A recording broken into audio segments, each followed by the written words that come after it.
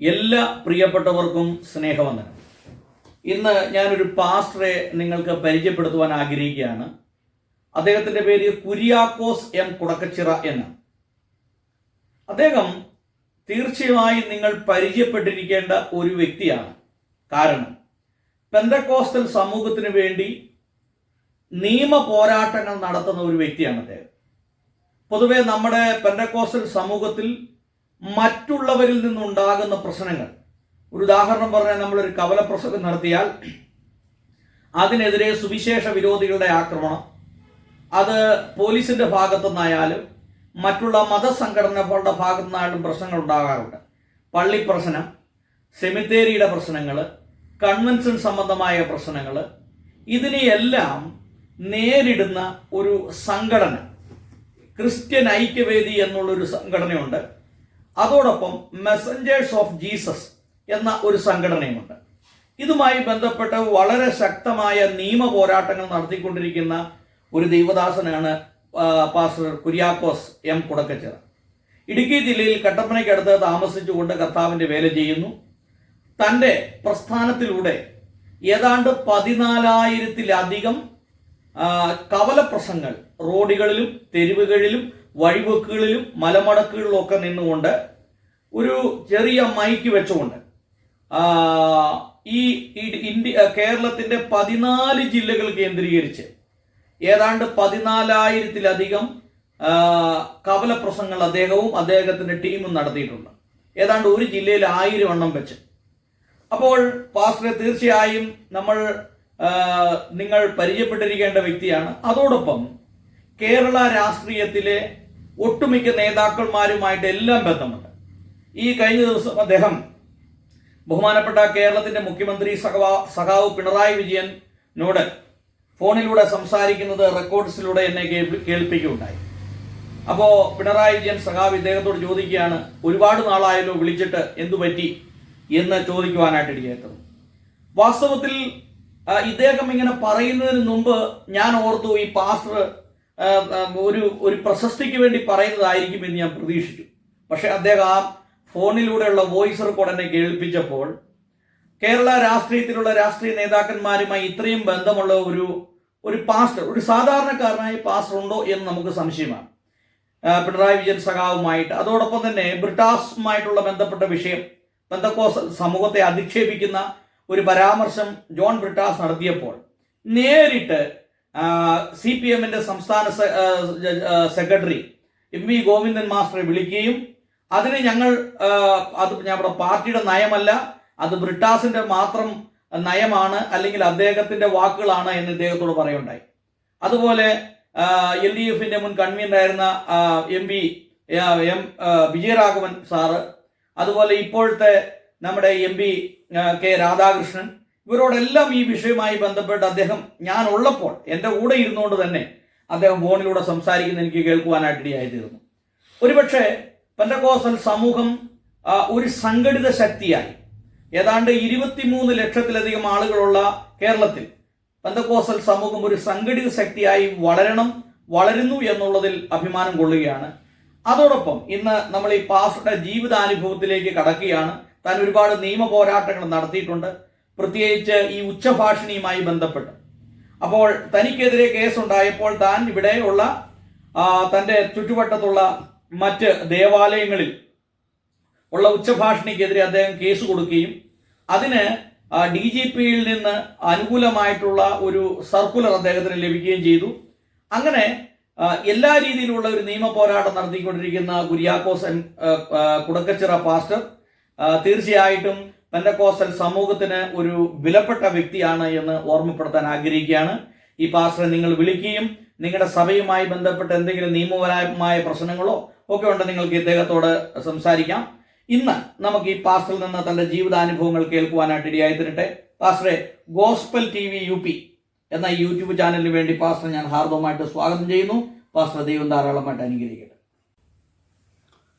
പാസ്റ്ററെ, സ്വയമായിട്ടൊന്ന് പരിചയപ്പെടുത്താമോ? പാസ്റ്ററുടെ പേര്, ഇപ്പോൾ എവിടെ താമസിക്കുന്നു, ഏത് സഭാവിഭാഗമായി ചേർന്നാണ് നിൽക്കുന്നത്, ഇതിനെക്കുറിച്ചൊന്ന് പറയാമോ? എൻ്റെ പേര് കുര്യാക്കോസ് എം കുടക്കച്ചിറ എന്നാണ്. ഞാൻ താമസിക്കുന്നത് കട്ടപ്പനയ്ക്ക് 5.5 കിലോമീറ്റർ അപ്പുറത്തായി കാഞ്ചിയാർ എന്ന പ്രദേശത്താണ് താമസിച്ചു വരുന്നത്. മെസ്സഞ്ചേഴ്സ് ഓഫ് ജീസസ് എന്ന ടീമിൻ്റെ ആഭിമുഖ്യത്തിലുള്ള പരസ്യയോഗങ്ങളും അപ്പോൾ തന്നെ ജയിലുകളിലുള്ള പ്രവർത്തനവുമാണ് പ്രധാനമായി ചെയ്തു വരുന്നത്. പാസ്റ്റർ ഇപ്പോൾ എത്ര പരസ്യയോഗങ്ങൾ നടത്തിയിട്ടുണ്ട്?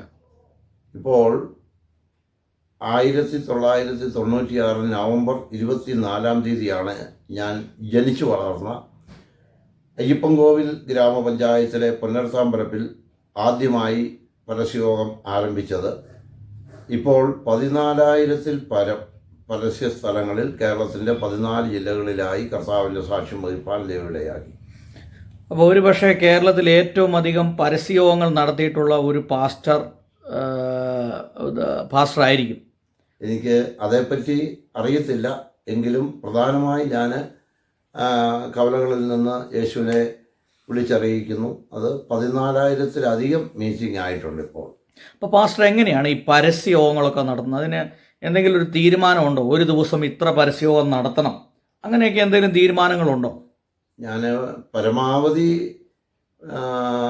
കണ്ടുമുട്ടുന്ന വ്യക്തികളോടും അതുപോലെ തന്നെ പരസ്യമായി അറിയിക്കുന്ന സ്ഥലത്തും യേശുവിനെ പറ്റി അറിയിക്കുക എന്നുള്ളതായ ഒരു ഉദ്ദേശവും തീരുമാനവുമാണ്. കൃപയാൽ അത് പരസ്യയോഗങ്ങളായിട്ടാണ് കൂടുതൽ നടക്കുന്നത്. ഓക്കെ. പാസ്റ്റർ ഏത് ക്രൈസ്തവ പശ്ചാത്തലത്തിലാണ് ജനിച്ചു വളർത്തപ്പെട്ടത്? അതോ ക്രിസ്തീയ പശ്ചാത്തലത്തിലാണോ അതോ മറ്റോ ഹൈന്ദവ പശ്ചാത്തലത്തിലാണോ ജനിച്ചു വളർത്തപ്പെട്ടത്? ഞാൻ ജനിച്ചു വളർത്തപ്പെട്ടത് അയ്യപ്പൻകോവിൽ ഗ്രാമപഞ്ചായത്തിൽ. അല്ല, ഈ അയ്യപ്പൻകോവിൽ എന്ന് പറഞ്ഞാൽ ഇടുക്കി ജില്ലയിലാണ്. ഉപ്പുതറ അയ്യപ്പൻകോവിൽ രണ്ടും അടുത്തടുത്തുള്ള പ്രദേശമാണ്, പെരിയാറിൻ്റെ തീരം.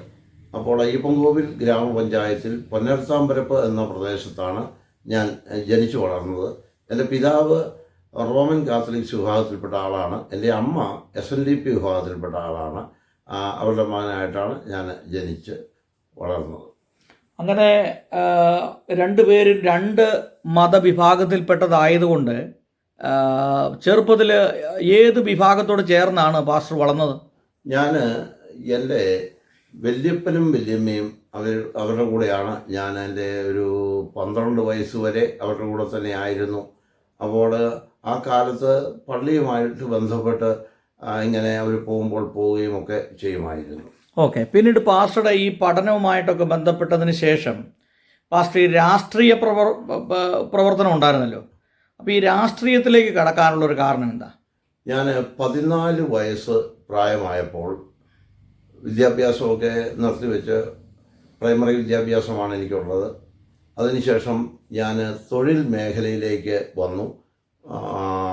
ഉടുമ്പൻചോല താലൂക്കിൽ അന്ന് വരുന്ന സുൽത്താനിയ എന്ന പ്രദേശത്ത് ഒരു എസ്റ്റേറ്റിൽ ഒരു ജോലിക്ക് വേണ്ടി എൻ്റെ 14-ാമത്തെ വയസ്സിൽ ഞാൻ ഇറങ്ങി. അവിടേക്ക് വരുമ്പോൾ അവിടെ ജോലി എനിക്ക് പ്രായക്കുറവായതുകൊണ്ട് തരികയില്ല എന്ന് എസ്റ്റേറ്റ് മാനേജ്മെൻറ്റ് പറഞ്ഞു. അങ്ങനെ ഒരു സമരം CPMൻ്റെ ആഭിമുഖ്യത്തിലൊക്കെ നടത്തി. അന്ന് എനിക്ക് ഒരു പകരം, എൻ്റെ കുടുംബത്തിൽപ്പെട്ട ഒരാളുടെ പകരമായിട്ട് ഒരു പണിയാണ്. അങ്ങനെ CPMകാർ അന്ന് സമരമൊക്കെ നടത്തി ആ ജോലി അവർ താൽക്കാലികമായി വാങ്ങിത്തന്ന് അങ്ങനെ ഞാൻ ഒരു എസ്റ്റേറ്റ് തൊഴിലാളിയായി മാറി. അപ്പോൾ അതൊരു രാഷ്ട്രീയ പ്രവേശനത്തിന് കാരണമായി തീർന്നു. അതൊരു രാഷ്ട്രീയ പ്രവേശനം. ഏത് രാഷ്ട്രീയ പാർട്ടിയുമായി ചേർന്നെന്നാണ് പ്രവർത്തിച്ചത്? എനിക്ക് 14 വയസ്സ് മാത്രം പ്രായമുള്ളപ്പോൾ 1977 ഓഗസ്റ്റ് മാസം 5-ാം തീയതി communist party of India Marxist നേതൃത്വം നൽകുന്ന CITU, അതിൻ്റെ PTT യൂണിയൻ എന്ന് പറയുന്ന പീരുമേട് തോട്ടം തൊഴിലാളി യൂണിയനിലൂടെയാണ് പൊതുരംഗത്തേക്ക് ഞാൻ കടന്നു വരുന്നത്. അത് ഏതാണ്ട് ഒരു 82 വരെ അങ്ങനെ വന്നു. ഈ കാലയളവിൽ KSYFൻ്റെ ഒക്കെ പ്രവർത്തനങ്ങളിൽ പിന്നീട് DYFIയുടെ മെമ്പർഷിപ്പിൽ വരികയും അതിൻ്റെ അയ്യപ്പൻകോവിൽ ബ്ലോക്ക് മെമ്പർ എന്നുള്ള നിലയിൽ പ്രവർത്തിക്കുകയും ഒക്കെ ചെയ്തു. എന്നാൽ വീണ്ടും ഞാൻ പൊന്നരത്താമ്പരപ്പിൽ ട്രേഡ് യൂണിയൻ രംഗത്തേക്ക് വന്ന് ലോഡിംഗ് സംബന്ധമായ ഒരു തൊഴിൽ അവിടെ ഉണ്ട്. അപ്പോൾ അവിടെ ചില തൊഴിൽ തർക്കങ്ങളൊക്കെ ആയി വന്നപ്പോൾ HMS എന്ന യൂണിയനിലേക്ക് വന്നു, ജനതാ പാർട്ടി നേതൃത്വം നൽകുന്നു. അങ്ങനെ തുടർന്ന് HMSലൂടെ ഞാൻ ജനതാ പാർട്ടിയുടെ വ്യക്താവായി ഇടതുപക്ഷ ജനാധിപത്യ മുന്നണിയിൽ തന്നെ അടിയുറച്ചു നിന്ന് എൻ്റെ പ്രവർത്തനം ആരംഭിച്ചു. അതായത് പിന്നീട് മാറി വന്ന ജനതാദൾ. ഇപ്പോൾ എത്ര വർഷം ഒരു രാഷ്ട്രീയക്കാരനായി പ്രവർത്തിച്ചു? സത്യത്തിൽ ഞാൻ എസ്റ്റേറ്റിലെ ജോലിക്ക് ഇറങ്ങി അവിടെ ജോലി തരികയില്ല എന്നുള്ള ഒരു നിലപാട് മാനേജ്മെൻറ്റ് സ്വീകരിച്ചപ്പോൾ ശക്തമായി CITU വിഭാഗം അതിനെതിരെ പ്രതികരിച്ച് സമരങ്ങൾ നടത്തി. അങ്ങനെ അവർ ആത്മാർത്ഥമായി അതിൻ്റെ നേതൃത്വം നിലനിന്നതുകൊണ്ടും ആ ജോലി വാങ്ങി തന്നതുകൊണ്ടും അന്നത്തെ ആ മുതലാളിമാർ അവരെതിരായ നിലപാട് സ്വീകരിച്ചപ്പോൾ അതിനെതിരെ ശക്തമായ നിലപാട് സ്വീകരിച്ച ആ ഇടതുപക്ഷ പ്രസ്ഥാനത്തോട് എനിക്ക് വിധേയത്വവും കൂറുമുണ്ടായി. ഇനി ഇത്തരം എൻ്റെ ജീവിതം ഇത്തരം അനീതിക്കെതിരെ ഇവരോട് ചേർന്നൊന്ന് പ്രവർത്തിക്കുക എന്നുള്ള ഒരു തീരുമാനം ആ തൊഴിൽ മേഖലയിലൂടെയാണ് എനിക്ക് ഉണ്ടാകാനിടയായത്. ഓക്കെ. അപ്പോൾ പിന്നീട് ജനതാ പാർട്ടിയിലേക്ക് വന്നു. LDFിൻ്റെ ഒരു ഘടകകക്ഷിയായിട്ട് അതിൽ തുടർന്നു അല്ലേ? അപ്പോൾ പാർട്ടിയുടെ ഔദ്യോഗിക പദവികളൊക്കെ ഏതൊക്കെ വഹിച്ചിട്ടുണ്ട്? ഞാൻ പ്രാരംഭത്തിൽ ഓർമ്മപ്പെടുത്തിയ പോലെ തുടക്കം CITU, അപ്പോൾ തന്നെ KSYFിൻ്റെ ഒരു മേഖലയുള്ള ഒരു പ്രവർത്തനം, DYFIയുടെ ഔദ്യോഗികമായി അയ്യപ്പൻ കോവിൽ ബ്ലോക്ക് കമ്മിറ്റിയിലെ മെമ്പറായിരുന്നു. പിന്നീട് ജനതാ പാർട്ടിയിലേക്ക് വന്നപ്പോൾ അതിൻ്റെ യൂത്തിൻ്റെ ആളായിട്ടും, അപ്പോൾ തന്നെ യുവജനതയുടെ ഇടുക്കി ജില്ലാ ട്രഷറർ, ജനറൽ സെക്രട്ടറി, അതുപോലെ ജനതാദളിൻ്റെ ഉടുമ്പൻചോല നിയോജക മണ്ഡലം ജനറൽ സെക്രട്ടറി, അതുകൂടാതെ ആ പാർട്ടിയുടെ ജില്ലാ സെക്രട്ടേറിയറ്റ് മെമ്പർ, ഇടതുപക്ഷ ജനാധിപത്യ മുന്നണിയുടെ ഉടുമ്പൻചോല നിയോജക മണ്ഡലം കമ്മിറ്റി മെമ്പർ, HMSൻ്റെ ഇടുക്കി ജില്ലാ സെക്രട്ടറി, ഈ നിലയിൽ ഞാൻ പൊതുരംഗത്ത് പ്രവർത്തിച്ചു. ഓക്കെ. അപ്പോൾ പിന്നീട് എങ്ങനെയാണ് ഈ രക്ഷയുടെ അനുഭവത്തിലേക്ക് കടന്നു വന്നത്? രക്ഷയുടെ അനുഭവത്തിലേക്ക് ഞാൻ വന്നത്, ഞാൻ ഓർമ്മപ്പെടുത്തിയതുപോലെ എൻ്റെ മാതാവും പിതാവും അവർ രണ്ട് വ്യത്യസ്ത ആശയങ്ങൾ, മതപരമായി രണ്ട് ആശയങ്ങളുള്ളവരായിരുന്നു. അതുകൊണ്ട് ഇവർ രണ്ടുപേരും രണ്ട് വിശ്വാസത്തിലാണ് മുന്നോട്ട് പോയിക്കൊണ്ടിരുന്നത്. അമ്മ ഹൈന്ദവ ആചാരങ്ങളിലും ഒക്കെ മുന്നോട്ട് പോവുകയും, എൻ്റെ അമ്മ 17 വർഷം ശബരിമലയ്ക്ക് പോയിട്ടുള്ള ആളാണ്. എൻ്റെ അമ്മ 17 വർഷം. എൻ്റെ പിതാവ് റോമൻ കത്തോലിക്സ് വിഭാഗമായിരുന്നു. അപ്പോൾ എനിക്ക് വല്യപ്പൻ്റെ കൂടെ പള്ളിയിൽ പോയെങ്കിലും അങ്ങനെ ഒരു ദൈവവിശ്വാസം ഇല്ലായിരുന്നു. അതിൻ്റെ പ്രധാന കാരണം എന്തെന്ന് ചോദിച്ചാൽ, എൻ്റെ മാതാവും പിതാവും അവരുടെ ബന്ധുക്കൾ പരസ്പരം ഈ മതത്തിൻ്റെ പേരിൽ പറഞ്ഞ് പല അഭിപ്രായ വ്യത്യാസങ്ങൾ ഉണ്ടാകുന്നതും സഹകരണമില്ലാത്തതും ഒക്കെ എൻ്റെ ബാല്യത്തിൽ തന്നെ ഞാനത് മനസ്സിലാക്കി. അങ്ങനെ മതത്തിൻ്റെ പേരിൽ, രണ്ട് മതത്തിൻ്റെ വ്യക്താക്കളാണെന്ന് ഇവരുടെ ഇരുകൂട്ടരുടെയും ആളുകൾ പറയുന്നത് എന്നെ വളരെ വേദനപ്പെടുത്തിയ സാഹചര്യമുള്ളതുകൊണ്ട് ഈ ദൈവം എന്ന് പറയുന്നത് ഒരു യാഥാർത്ഥ്യമല്ല എന്നൊരു ചിന്തയായിരുന്നു എൻ്റെ ബാല്യത്തിൽ ഉണ്ടായിരുന്നത്. ഓക്കെ. പിന്നീട് എങ്ങനെയാണ് ഈ രക്ഷയുടെ അനുഭവത്തിൽ കടന്നു വരാനും പിന്നീട് ഒരു പാസ്റ്ററായി തീരണം എന്നുള്ള ഒരു ആഗ്രഹം ഉണ്ടായത്? ഞാൻ രാഷ്ട്രീയ രംഗത്ത് പ്രവർത്തിക്കുമ്പോൾ തന്നെ സാമൂഹികമായിട്ടുള്ള തിന്മകൾക്കെതിരെ നിരവധി പരാതികൾപ്പെടുകയും അതിനെതിരെ പോരാട്ടങ്ങൾ നടത്തുകയും ഒക്കെ ചെയ്തിരുന്നു. അതെന്തൊക്കെയാണെന്ന് പറയാമോ? അതായത് പ്രധാനമായി ഈ തൊഴിലാളികൾക്ക് വേണ്ടി മാനേജ്മെൻറ്റൊക്കെ അവർ നീതി നിഷേധം നടത്തുമ്പോൾ അതിനെതിരെ ശക്തമായി പ്രതികരിച്ചിട്ടുണ്ട് തൊഴിലാളി വർഗത്തിന് വേണ്ടി. അതുപോലെ ഈ സമൂഹത്തിൽ ഉണ്ടാകുന്ന സാധാരണക്കാരായ ആളുകളെ ചൂഷണം ചെയ്യുന്ന ഉദ്യോഗസ്ഥ ലോബികൾ, അതുപോലെ തന്നെ ഈ എസ്റ്റേറ്റ് മുതലാളിമാർ, അതുപോലെ രാഷ്ട്രീയത്തിലുള്ള നേതാക്കളിൽ ഒരു വിഭാഗം ഇവരോട് ചേർന്ന് നിന്ന് ഈ സാധു ജനങ്ങളെ ചൂഷണം ചെയ്യുന്നത് എനിക്ക് മനസ്സിലാക്കുവാനിടയാവുകയും ഇത്തരം കാര്യങ്ങളിൽ പ്രതികരിക്കുകയും ഉണ്ടായി. ഇതിൻ്റെ ഫലമായി നിരവധി എതിർപ്പുകൾ ഉണ്ടാവുകയും പലവിധ കേസുകളിൽ ഉൾപ്പെടുവാൻ എനിക്ക് ഇടയായി. അപ്പം പിന്നീട് ഒരു സുവിശേഷ വേലയിലേക്ക് കടന്നു വരാനുള്ളൊരു പശ്ചാത്തലം എന്താണ്? സുവിശേഷ വേലയിലേക്ക് കടന്നു വരുവാനുള്ള ഒരു പശ്ചാത്തലം, ഞാൻ ഈ കാര്യങ്ങളൊന്ന് പറഞ്ഞെങ്കിൽ അതിൻ്റെ പൂർത്തീകരണം വരത്തുള്ളൂ. എനിക്കങ്ങനെ ദൈവവിശ്വാസമില്ലായിരുന്നു. ഞാൻ പറഞ്ഞു, എൻ്റെ വല്യപ്പൻ്റെ കൂടെ പള്ളിയിലൊക്കെ പോയിട്ടുണ്ട്. അങ്ങനെ ആ പാരമ്പര്യം വെച്ച് എൻ്റെ പേര് കുര്യാക്കോസ് എന്നങ്ങനെ ഇട്ടു. അങ്ങനെയാണ് അന്ന് മുതൽ വിളിക്കുകയും ഒക്കെ ചെയ്തു വരുന്നത്. എന്നാൽ ദൈവവിശ്വാസം ഇല്ലാതെ മുന്നോട്ട് പോയ ഞാൻ നിരവധി പ്രതിസന്ധികളിൽ അകപ്പെട്ട് രാഷ്ട്രീയ രംഗത്തേക്ക് വന്നു. ഈ കാലഘട്ടം എനിക്ക് ഒരു വിവാഹ ആലോചന അത് വന്നു. ആ വിവാഹാലോചന വന്നപ്പോൾ എൻ്റെ പിതാവും ബന്ധുക്കളും ഒക്കെ പോയി കണ്ടതായ ഒരു പെൺകുട്ടിയെ അങ്ങനെ ആലോചിച്ച് ആ വിവാഹം നിശ്ചയിച്ചു. അവരും ഹൈന്ദവ വിഭാഗത്തിൽ SNDP ആ ഒരു വിഭാഗത്തിൽപ്പെട്ട ആളായിരുന്നു. അപ്പോൾ ഈ വിവാഹം നിശ്ചയിക്കപ്പെട്ടു കഴിഞ്ഞപ്പോഴത്തേക്കും എവിടെ വെച്ച് വിവാഹം നടക്കും? ഒന്ന്, എൻ്റെ പിതാവ് കത്തോലിക്കൻ, എൻ്റെ മാതാവ് SNDP. അതുകൊണ്ട് പള്ളിയും അമ്പലങ്ങളുമായി ഒന്നും ഞങ്ങൾക്കൊരു ബന്ധമില്ലാതെ നിൽക്കുന്നു. ഒന്ന്, രണ്ട്, എൻ്റെ ഭാര്യ വീട്ടുകാർ SNDP, അതും എൻ്റെ പിതാവും ബന്ധുക്കളും പോയി കണ്ട് ആലോചിച്ച ഒരു വിവാഹമാണ്. അങ്ങനെ വിവാഹത്തിൻ്റെ ഇതിലേക്ക് വന്നപ്പോൾ ആ വീട്ടുകാർക്കും ഇതിനോട് യോജിപ്പ് വന്നു. അങ്ങനെ വിവാഹം നിശ്ചയിക്കുമ്പോൾ മതപരമായ നിലയിലേക്ക് വിവാഹം നടത്തുന്നതിനോട് ഒരു വിധത്തിലൊരു സാധ്യതയുമില്ല, എനിക്കതിന് താല്പര്യവുമില്ല. അങ്ങനെ കമ്മ്യൂണിസ്റ്റ് പാർട്ടി ഓഫ് ഇന്ത്യ മാർക്സിസ്റ്റിൻ്റെ കാഞ്ചിയാറ്റിലുള്ള ലോക്കൽ കമ്മിറ്റിയുടെ ഓഫീസിൽ വെച്ചാണ് 1986 ഞങ്ങളുടെ വിവാഹം നടക്കുന്നത്.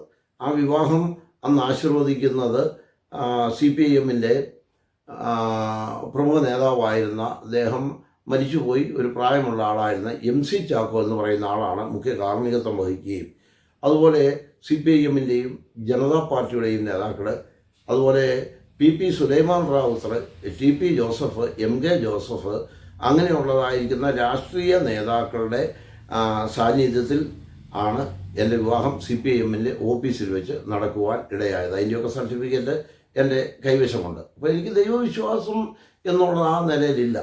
ഇങ്ങനെ മുന്നോട്ട് വന്നു. ഭാര്യയുടെ വിഹിതമായി കിട്ടിയ വസ്തുവകൾ ഉണ്ടായിരുന്നു. എന്നാൽ ഒന്ന് രണ്ട് തെരഞ്ഞെടുപ്പുകളിൽ മത്സരരംഗത്തേക്ക് ഞാൻ വന്നു. പിന്നീട് ആ മുന്നണിയുടെ ആളുകൾക്ക് വേണ്ടി മാറേണ്ടി വന്നു. എങ്കിലും ഒരു തെരഞ്ഞെടുപ്പിൽ മത്സരം ശക്തമായി വന്നു, കുറേ പൈസ ഒക്കെ ചെലവഴിക്കപ്പെട്ടു. മറ്റൊരു തെരഞ്ഞെടുപ്പിലും അതുപോലെ തന്നെ മത്സരരംഗത്തേക്ക് വന്നു. അങ്ങനെ കുറേയധികം പണങ്ങളൊക്കെ നഷ്ടപ്പെടുകയും സത്യത്തിൽ രാഷ്ട്രീയ പ്രവർത്തനം മുഖാന്തരം എൻ്റെ ഭാര്യയുടെ വിഹിതമായി കിട്ടിയ വസ്തുവകകൾ 90% നഷ്ടപ്പെടുത്തുകയാണ് ഞാൻ ചെയ്തത്. എനിക്ക് 2 കുട്ടികൾ ഉണ്ട്. എന്നാൽ രാഷ്ട്രീയ പ്രവർത്തനവുമായി ബന്ധപ്പെട്ട് എൻ്റെ ഭാര്യ വിഹിതമായി കിട്ടിയ വസ്തുവകൾ 90% കളഞ്ഞ് പോയി. ഈ സാഹചര്യത്തിൽ നിരവധി കേസിൽപ്പെട്ട് കട്ടപ്പന ഫസ്റ്റ് ക്ലാസ് കോടതിയിലും അതുപോലെ തന്നെ കട്ടപ്പന സബ് കോടതിയിലും ഇടുക്കി ഫസ്റ്റ് ക്ലാസ് കോടതിയിലും പീരുമേട് ഫസ്റ്റ് ക്ലാസ് കോടതിയിലും കേരള ഹൈക്കോടതിയിലുമായി വാദിയായും പ്രതിയായും സാക്ഷിയായും ക്രിമിനലായും സിവിലായും 13 കേസുകളിൽ ഞാൻ പെട്ടു. നിരവധി സമരങ്ങളുടെ ഭാഗമായി പോലീസ് സ്റ്റേഷൻ മാർച്ചുകൾ ഒരുപാട് സ്ഥലങ്ങളിൽ ആ കാലത്ത് നടത്തിയിട്ടുണ്ട്. Kattappana police station, Vandanmedu police station, Vandiperiyar police station, Peermade police station, ഏറ്റവും ഒടുവിലായി ഉപ്പുതറ പോലീസ് സ്റ്റേഷൻ. ഇങ്ങനെ പോലീസ് സ്റ്റേഷനുകൾക്ക് മുമ്പിലൊക്കെയുള്ള സമരങ്ങളുമായി പോലീസുമെതിരായി അങ്ങനെ വന്ന് എനിക്ക് 4 വർഷം ഞാൻ KD ലിസ്റ്റിൽ ആ കാലത്ത് നിൽക്കേണ്ടി വന്നു. 1.25 വർഷം ബഹുമാനപ്പെട്ട പീരുമേട് ഫസ്റ്റ് ക്ലാസ് കോടതിയുടെ ഉത്തരവിൻ പ്രകാരം ഉപ്പുതറ പോലീസ് സ്റ്റേഷനിൽ, ഞാൻ ജനിച്ചു വളർന്ന അയ്യപ്പൻകോവിൽ പ്രദേശം ഉൾപ്പെടുന്ന ഉപ്പുതറ പോലീസ് സ്റ്റേഷനിൽ പോയി ഒന്നിടപെട്ട ബുധനാഴ്ച പകൽ 10 മണിക്ക് ഹാജരിജാമ്യം വെക്കണമായിരുന്നു, അല്ലെങ്കിൽ പീരുമേട് ജയിലിൽ കിടക്കണം. അങ്ങനെ നല്ല നടപ്പ് ജാമ്യത്തിൽ ഞാൻ അവിടെ നിൽക്കുവാനിടയായി. ഈ സാഹചര്യത്തിൽ നിരവധി കേസുകളും ഒക്കെയായി മുന്നോട്ട് പോകുന്ന ഒരു സന്ദർഭത്തിലാണ് ഞാൻ ഈ വിശ്വാസത്തിലേക്ക് കടന്നു വരുവാൻ ഇടയാകുന്നത്. 1995 നവംബർ മാസം 20-ാം തീയതി ഉപ്പുതറ പോലീസ് സ്റ്റേഷന് മുൻപിൽ ഒരു സത്യാഗ്രഹം നടത്തി. അത് ഞങ്ങൾ പ്രതിപക്ഷത്താണ്. അന്നൊരു സത്യാഗ്രഹമൊക്കെ നടത്തി ഞങ്ങൾ വീട്ടിലേക്ക് പോകുന്നു. അതിൻ്റെ തീയതി ഞാൻ ഒന്നുകൂടെ പറയുന്നു. ഞാൻ വേദപുസ്തകം എടുക്കാനിടയായ മുഖാന്തരങ്ങളിൽ ഒരു പ്രധാനമായി മാനുഷികമായൊരു കാര്യം, എന്നാൽ ബൈബിൾ സംബന്ധമായി ഞാൻ പഠിച്ചപ്പോൾ അമ്മയുടെ ഉദരത്തിൽ ജനിക്കുന്നതിന് മുമ്പ് തന്നെ അറിഞ്ഞൊരു ദൈവം. എന്നാൽ ഞാൻ 95 നവംബർ 20 ഉപ്പുതറ പോലീസ് സ്റ്റേഷന് മുമ്പിൽ നടത്തിയ സമരത്തിന് ശേഷം വീട്ടിൽ വന്നു. അതിനുശേഷം 95 ഡിസംബർ 2-ാം തീയതി അന്ന് ഉപ്പുതറ പോലീസ് സബ് ഇൻസ്പെക്ടറായിരുന്ന, പിന്നീട് DYSP ആയി വിരമിച്ച VK അരവിന്ദാക്ഷൻ എന്ന സബ് ഇൻസ്പെക്ടറും സംഘവും ഉപ്പുതറയ്ക്ക് സമീപം ഞാൻ താമസിച്ചിരുന്ന വീട്ടിലേക്ക് പോലീസ് വന്ന് ഒരു പോലീസുകാരൻ എന്നോട് പറഞ്ഞു, എൻ്റെ മകനാണ്, അന്ന് അവന് 2-ാം ക്ലാസ്സിലാണ് പഠിക്കുന്നത്, മോൾ 1-ലും. എൻ്റെ മോനോട് വന്നിട്ട് ചോദിച്ചു, പപ്പ ഇവിടെ ഉണ്ടോ? അപ്പോഴത്തേക്ക് കുഞ്ഞുങ്ങളെന്നെ ചാച്ചൻ എന്നാണ് വിളിക്കുന്നത്. അപ്പോൾ ചാച്ചൻ ഇവിടെ ഉണ്ട്. ഞാൻ വന്നപ്പോൾ പറഞ്ഞു, SI ആ വണ്ടിയിലുണ്ട്, അതുകൊണ്ട് അതിലേക്ക് കയറണമെന്നൊരു ഹെഡ് കോൺസ്റ്റബിളാണ് പറഞ്ഞത്. അദ്ദേഹത്തിൻ്റെ പേര് ഞാൻ പറയാം, സുരേഷ് എന്നാണ് അദ്ദേഹത്തിൻ്റെ പേര്. അങ്ങനെ ഞാൻ അവിടുന്ന് വന്ന് ആ വണ്ടിയിൽ കയറി ഉപ്പുതറ സ്റ്റേഷനിൽ എന്നെ എത്തിച്ചു. 1995 ഡിസംബർ മാസം 2-ാം തീയതി ശനിയാഴ്ച, ഏതാണ്ടൊരു 8:45-നും 9:00-യ്ക്കും ഇടയിലുള്ള ഒരു സമയമെന്നാണ് എൻ്റെ ഓർമ്മ. അവിടെ വന്നപ്പോൾ ഉപ്പുതറ പോലീസ് സബ് ഇൻസ്പെക്ടറായിരുന്ന VK അരവിന്ദാക്ഷൻ സാറ്, അദ്ദേഹം സർവീസിൽ നിന്ന് വിരമിച്ചെങ്കിലും ഇപ്പോഴും ജീവിക്കുന്നു. അപ്പോൾ അദ്ദേഹം എന്നെ എന്നോട് പറഞ്ഞു, കുര്യാക്കോസേ, താങ്കൾ കഴിഞ്ഞ രാത്രിയിൽ ഒരു വീട് തീ കത്തിച്ചു, ഒരു വല്യമ്മയെ തല്ലി, പട്ടികജാതി പീഡനമാണ്. അതുകൊണ്ട് താങ്കൾക്ക് ജാമ്യം തരാൻ കഴിയുകയില്ല. മാത്രവുമല്ല, ഞാൻ വിവിധ കേസുകളിൽ പെട്ട് നിൽക്കുന്നു. ആ സമയത്ത് പീരുമേട് ബഹുമാനപ്പെട്ട കോടതിയുടെ ഉത്തരവിൻ പ്രകാരം 1.25 വർഷം നല്ല നടപ്പ് ജാമ്യത്തിൽ സ്റ്റേഷനിൽ ഒപ്പിടുന്നു. അങ്ങനെ നിൽക്കുന്ന സ്ഥാനത്ത് എനിക്ക് ജാമ്യം തരാൻ കഴിയുകയില്ല.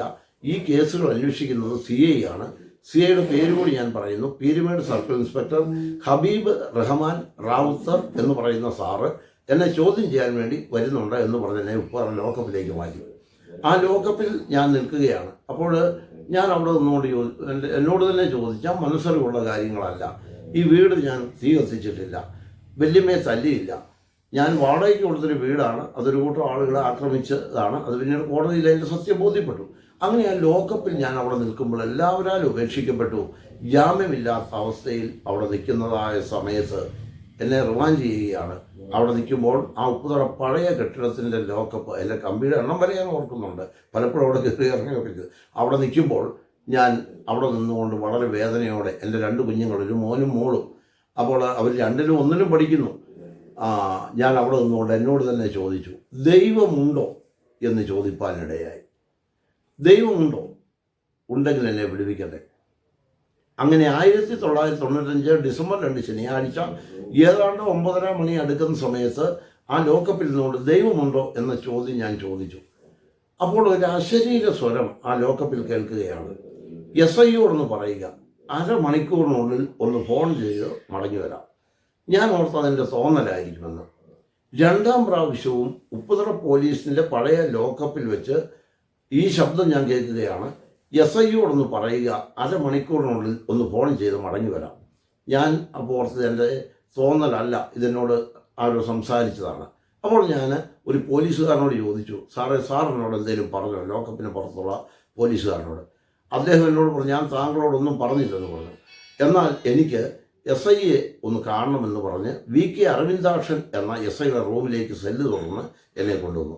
ഞാൻ പറഞ്ഞു, സാറേ, ഞാനൊന്ന് ഫോൺ ചെയ്തിട്ട് വരാൻ അനുവദിക്കണമെന്ന് പറഞ്ഞ്, സാധാരണ KD ലിസ്റ്റിൽ നിൽക്കുന്ന ആൾ, പീരുമേട് കോടതിയുടെ നിർദ്ദേശപ്രകാരം നല്ല നടപ്പ് ജാമ്യക്കാരൻ, ഹൈക്കോടതി അടക്കം 5 കോടതികളിൽ സിവിൽ ക്രിമിനൽ കേസ് വാദി, പ്രതി, സാക്ഷി, ഇങ്ങനെ നിൽക്കുന്ന ആൾ, പോലീസിന് തലവേദനയായതുകൊണ്ട് അവർ ഈ രീതിയിൽ വന്നെന്നെ പുറത്തു വിടാൻ സാധ്യതയുള്ളതല്ല.